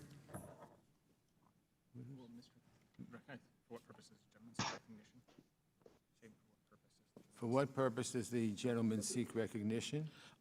Just a clarification, and I know my friend from Texas would not mean to distort the intent of my bill. When he said a ban on arms sales to Saudi Arabia, he means, I hope, what the bill addresses. After 120 days of opportunity to try to fix cooperation, the ban on military sales would be to the intelligence and national security systems. I explicitly made it clear it would not affect military sales, military to military. And I just wanted to make sure that Mr. McCall meant what I meant. I thank my friend. Mr. Chairman? I now recognize myself. We're considering this measure as we approach the 2nd anniversary, as was mentioned before, by the murder of Jamal Khashoggi. Unfortunately, we've not held Saudi Arabia accountable for this horrendous crime, and that sends a message. It sends a message to the Saudis and to other governments around the world that they can act with impunity, that the United States will not stand up for justice. And since the murder of Jamal Khashoggi, we've learned that the killing was no anomaly. It was part of a larger plan to silence dissent abroad. Sadly, it's apparent that the Saudis will not abandon that plan if they know they won't face any consequences. So this legislation that Mr. Connolly is offering seeks to change that. This bill says that if Saudi internal security forces want to continue using U.S.-made weapons, they need to stop attacking dissidents. It says that if Saudi officials use diplomatic cover or diplomatic facilities in the United States to kidnap or assassinate dissidents, the United States is required to put a stop to it. Look, Saudi Arabia is an important partner in the region, and we work with them on a host of counterterrorism issues and humanitarian challenges in the region. They've made recent important steps toward Israel that I want to recognize, but these matters dealing with human rights and the persecution of Saudi dissidents are separate and apart, and we can't simply ignore them while we continue to engage the Saudis on other matters. I thank Mr. Connolly for his leadership and tenacity on behalf of his late constituent, Jamal Khashoggi, and I urge passage of this legislation. I realize some other members may wish to speak on the bill and that some members may have amendments to offer. I will now recognize members by committee seniority, alternating between Democrats and Republicans for the purpose of speaking on the bill first. If you miss your turn, please let our staff know, and we will circle back to you. If you seek recognition, you must unmute your microphone and address the chair verbally. Then we will move on to amendments. Do any other members wish to speak on this legislation? Mr. Chairman. Mr. Chabot. Mr. Chairman? Thank you. I heard somebody there. Mr. Chairman? Mr. Chabot. Thank you. Thank you, Mr. Chairman. As co-chair of the Freedom of the Press Caucus, along with my Democratic colleague, Adam Schiff, we've worked together in a bipartisan manner on a slew of media freedom issues over the years. Journalists speak truth to power, and unfortunately, too often those in power rely on force instead of argument or reform to shut down that criticism. Some, like Jamal Khashoggi, pay for their truth-telling and their opinions with their very lives. So I want to thank my good friend, Mr. Colley, the gentleman from Virginia, the Commonwealth of Virginia. Mr. Connolly and I have worked on a whole range of issues over the years, from Crimea to Turkey to the Global Health Security Act and a whole lot of other things. So I want to thank him for keeping the issue of Jamal Khashoggi on the front burner. Saudi Arabia, and by extension, the whole world, needs to know that America is willing to back up our rhetoric about First Amendment rights with consequences. As they say, however, the devil's in the details, which is why I'm supportive of Mr. McCall's substitute amendment. Targeted sanctions seems to me to be the right tool rather than a cessation of arms sales to hold human rights abusers accountable. The Middle East is a tough neighborhood, and most of our partners there have human rights issues. We have to be able to fight for our values without jeopardizing other priorities, which is why I don't think I can support this legislation today. I'm disappointed that we were unable to come to a bipartisan agreement on text. It's always better that we do, but I appreciate Mr. Connolly's effort on this, and I know it's heartfelt. And I was on the floor on a previous bill that we took up that just passed. The PPP Extension Act is my bill, and we've been trying to work by the discharge petition method to actually get a vote on this to save even more small businesses across the country who really need it. So I wasn't here to comment on Ms. Bass's legislation, so I'm going to very briefly just mention that as a co-sponsor of the Represent America Abroad Act, I'd like to voice my support for that legislation, which was introduced by my good friend Karen Bass. We may not see eye to eye on a range of issues, but we are often able to work together, as I am with Mr. Connolly, like this bill. I appreciate her collegiality and her hard work and bipartisanship. That's why she gets so many things on this committee here done, just as Mr. Connolly does. The Represent America Abroad Act seeks to fix a long-running problem at the State Department of low minority representation at the mid and upper echelons of the organization. That bill sets up a program similar to the highly regarded Wrangell and Pickering Fellowships, but for mid-level positions. In doing so, it builds on the good work that we've done elsewhere, specifically that done by the ranking member, Mr. McCall, and Chairman Engel, in the diversity title in the State Department reauthorization bill that we passed earlier this year. The United States was founded on the principle of the equality of every citizen. This idea has been practiced imperfectly over time, but it nevertheless defines Americans' view of themselves and serves as a basis for our engagement with the rest of the world and the values we advocate through that engagement. We can all agree that the State Department should reflect that principle. The men and women of the State Department who are responsible for representing U.S. interests abroad serve as America's face to the world. That department should be able to show the world that as a diverse country, which we certainly are, our representatives overseas reflect the entire country. That legislation that already passed here just a little while ago helps make that a reality, and so I appreciate its passage, and with that I yield back. The gentleman yields back. Thank you, Mr. Chabot. Mr. Sherman. Thank you, Mr. Chairman, and I want to thank Mr. Conley for bringing forth this legislation. As he points out, 2 years ago, Jamal Khashoggi, a U.S. resident, a journalist for the Washington Post, was brutally murdered in the Istanbul consulate. And so far, our response has been virtually nothing. We have identified 17 thugs engaged who were actually hands-on in this brutal crime, and we've told them they can't visit the United States. They'll never see Disneyland. That's not sufficient. Mr. Khashoggi will not be forgotten, not only because of your efforts, but because of the brutal crime that Prince bin Salman commissioned.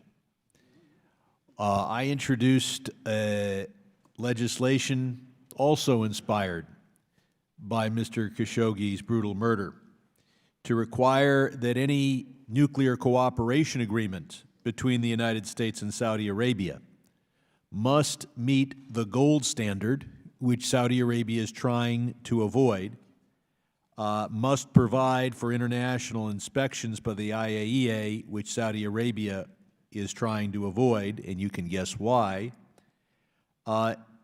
And that provision is now in the NDAA, which is pending in conference. I'm going to say something a little bit gruesome, but it is not my language that is gruesome as the action of the Saudi government. If you cannot trust a regime with a bone saw, you should not trust them with nuclear weapons. And we should have no illusions. The reason that Saudi Arabia wants a nuclear program is not to lower the price of energy in Saudi Arabia. It is to give themselves the option to develop nuclear weapons. This bill is an important step. One part of it requires reports on the efforts of Saudi diplomats to spy on and to intimidate Saudi citizens and Saudi Americans here in the United States. A second part, and the more controversial part, deals with the sale of certain military and lethal materials to certain Saudi agencies. The ranking member says, well, we already have a process to involve Congress in the sale of military items to Saudi Arabia. That's the very process that failed. That's the process that the Inspector General identified was violated criminally by the State Department through a phony declaration. So certainly it would behoove us to have better control. But second, as the gentleman from Virginia points out, his bill does not prohibit the sale of arms to the Saudi Defense Ministry. It deals only with selling military items to intelligence and police officials. I'm not thrilled to see military items and tanks and whatever entrusted to American law enforcement authorities. That is a separate controversy. But having seen the actions of the intel and law enforcement authorities of Saudi Arabia, I see no reason for them to have items that we identify as appropriate for the military. So Mr. Khashoggi is not forgotten. This bill is an appropriate remembrance of him roughly 2 years after his death. And certainly the intelligence agencies of Saudi Arabia should not be getting military items from the United States. And even with that, I'd point out that the gentleman has added a waiver provision to his bill, further undercutting the argument that it constitutes an undue restriction on sales of certain items to certain Saudi agencies. I urge a yes vote, and I yield back. The gentleman yields back. Mr. Meeks. Thank you, Mr. Chairman. And I want to thank the gentleman from Virginia, Representative Connolly, for his tireless work on this issue, especially since it's been 2 years since Jamal Khashoggi's murder at the hands of the Saudi government. And as he indicated, this bill is about honoring his death and ensuring U.S. weapons do not get into the hands of those responsible for such brutal suppression. I'm often reminded, and I was reminded by a former colleague and a mentor of mine, former member of this House, Charles B. Rangel. He told me of the story when he was traveling abroad, and there were individuals and families that were killed because they disagreed with the government of that country. And he said that as he engaged one of those members of someone's family, he says, "We are here, I'm here, my friend, and we want to help you." He says the individual then took him over to a pile of spent munitions and said, "Let me show you something, Mr. Rangel." And he showed him a sign that said, "Made in the US of A." And then he asked Mr. Rangel, "You're my friend, but are you made in the US of A?" One of the things that Mr. Connolly is doing in this bill is trying to make sure that there's a message to the dissidents in Saudi Arabia, the dissidents in other countries around this world, that we are not going to go and allow folks to utilize lethal weapons against them. And Mr. Connolly has put in provisions to try to make sure that its focus, as he said, is not a broad military ban, but it's trying to make sure that our standards, our morals, our concerns is taken care of and is produced, and we lead in that regards. It, to this day, 2 years later, still hurts me when I think of the hurt that the Khashoggi family has and what his murder symbolizes. Therefore, it is important for Congress, a separate branch of government, to act where the administration has refused to. I think it's important for the others to know where the legislative branch of government stands. We cannot let up, and we have a duty to do this as an equal branch of government. We must demonstrate commitment to the dissidents around the world who want to look to America as they bravely seek democratic progress at home. It's a message of who we are and what we stand for to the dissidents of the world, as well as to the governments who commit these egregious crimes and killing individuals, like a reporter who happens to be a citizen of the United States, and the devastation to the Khashoggi family that has occurred. So I urge all of my colleagues, this is something we should stand together on. We all, from what I've listened to and thus far, know how wrong the death was of Mr. Khashoggi. We know because of our intelligence who authorized the murder. Street language would say the hit on Mr. Khashoggi. We can't stand idly by. And Mr. Connolly has come up with a well thought out bill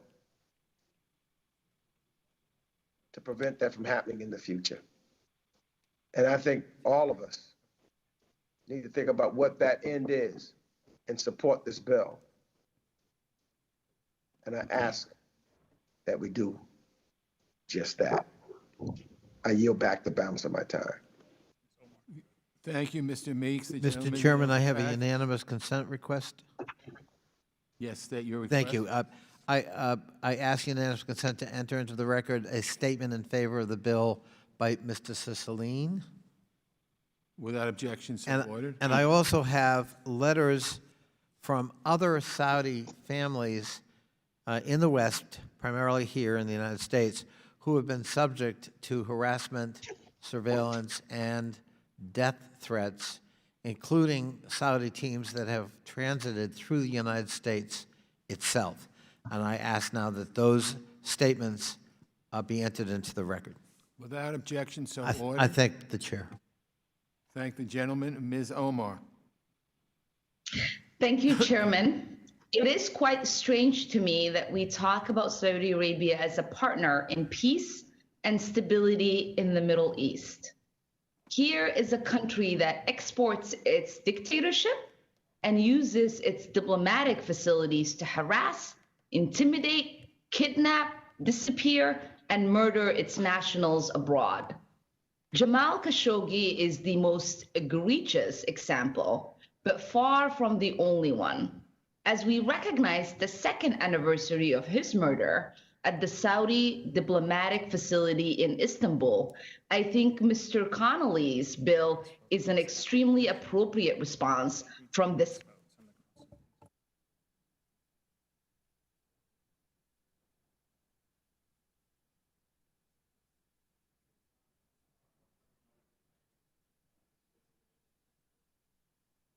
As a consequence of Jamal's murder, but to prevent ourselves from being complicit in the next one. A country that dismembers journalists because it doesn't like what they write is not a country that should see a single dime of American taxpayer money. If an embassy or a consulate is used as a base of operation for forced disappearances and murder of its own nationals, it loses its status as an embassy or a consulate. I should also mention that the Saudi ambassador has refused to meet with myself and several other members of Congress, including members of this committee, Mr. Trone, Mr. Levin, and the chairman of the Intelligence Committee, Mr. Schiff. So it seems that the Saudi embassy is not even being used for diplomacy, if that means having difficult conversations with its critics. But we will not stop our criticism. We must stand in absolute solidarity with the Saudi dissident who are being terrorized by the Saudi government and who can cross no border to finally reach safety. I strongly recommend Mr. Connolly's bill for us to support, and I am grateful to have the opportunity to help move it through committee.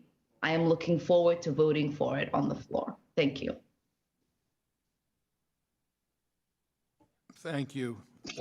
Do any other members wish to speak on the legislation?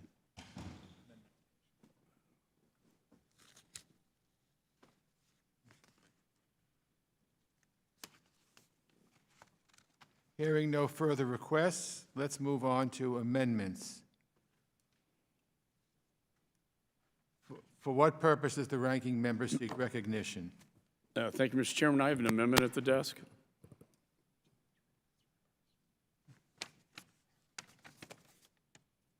The gentleman is recognized for that purpose. The clerk shall distribute the amendment to staff virtually. For members currently in the hearing room, a member of the staff will bring a copy to you.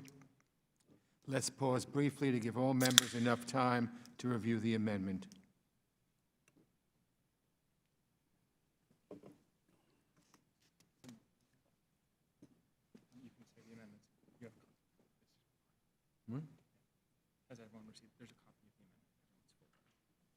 Has everyone received a copy of the amendment?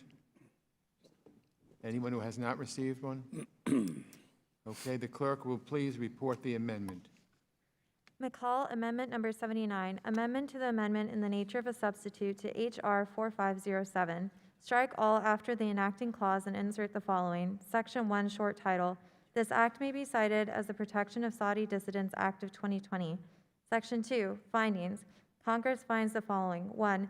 Jamal Khashoggi, a United States resident, Saudi journalist, and Washington Post columnist, was killed and dismembered in the Saudi consulate in Istanbul, Turkey, on October 2nd. Without objection, further reading of the amendment will be dispensed with. A point of order is reserved.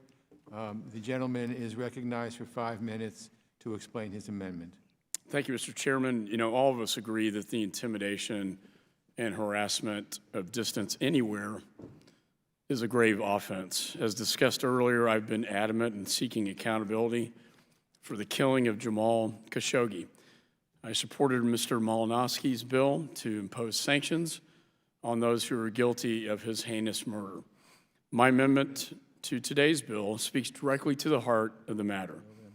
It would impose sanctions on the Saudi government officials responsible for abuses against dissidents like Jamal Khashoggi.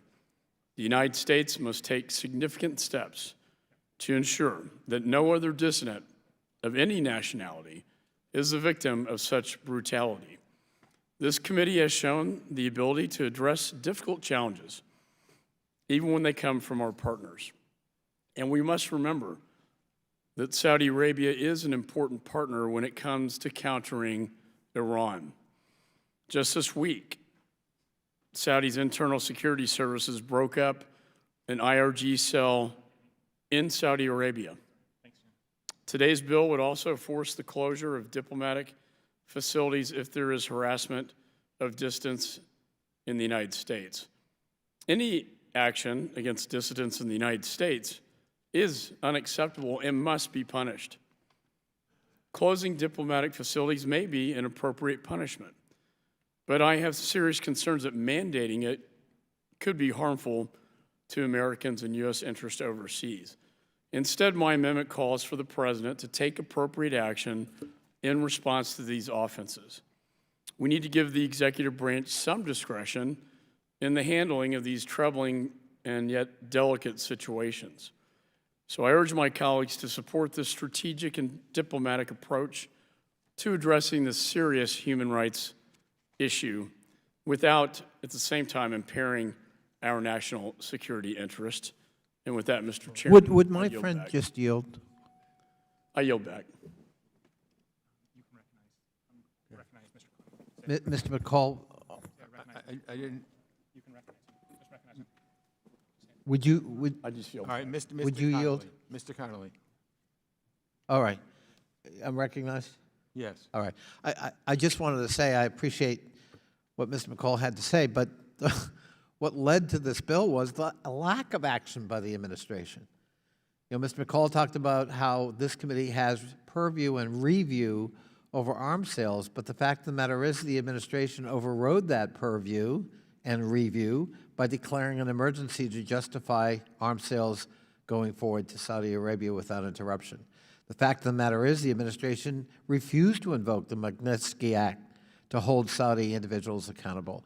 The fact of the matter is Secretary Pompeo, despite giving this committee assurances that this would be the highest priority and that we would hold Saudis to account for the murder of Mr. Khashoggi, no matter how high it went. And that was in direct response to my question to Secretary Pompeo.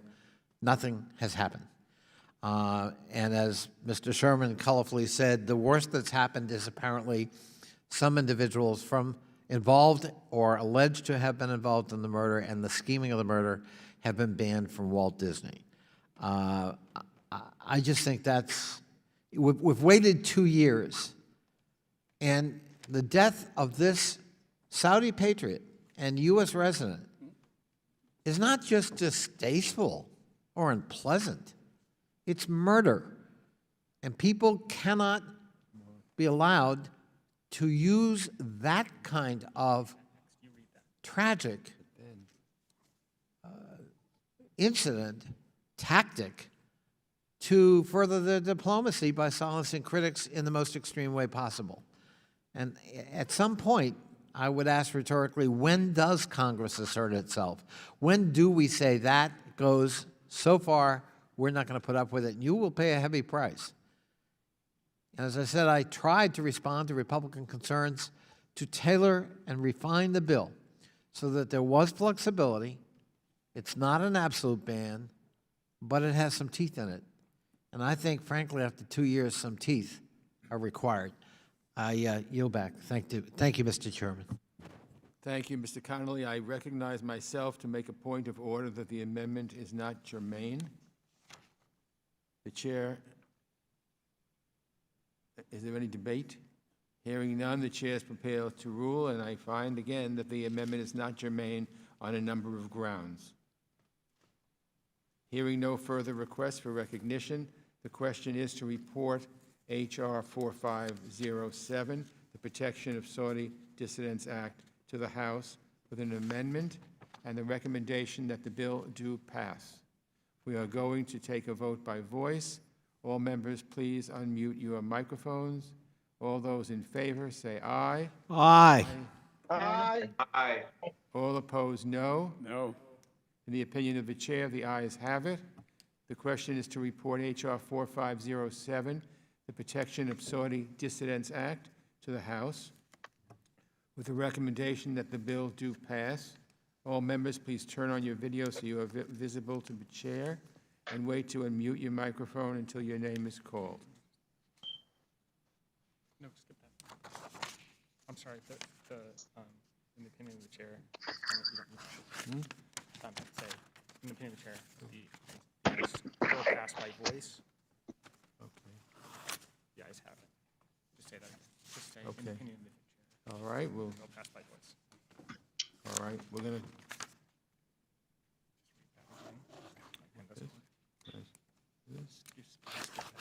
okay.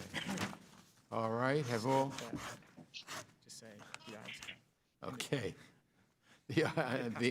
It passed by voice, the ayes have it, we don't have to do it again, so disregard what you heard before. We really meant it the first time.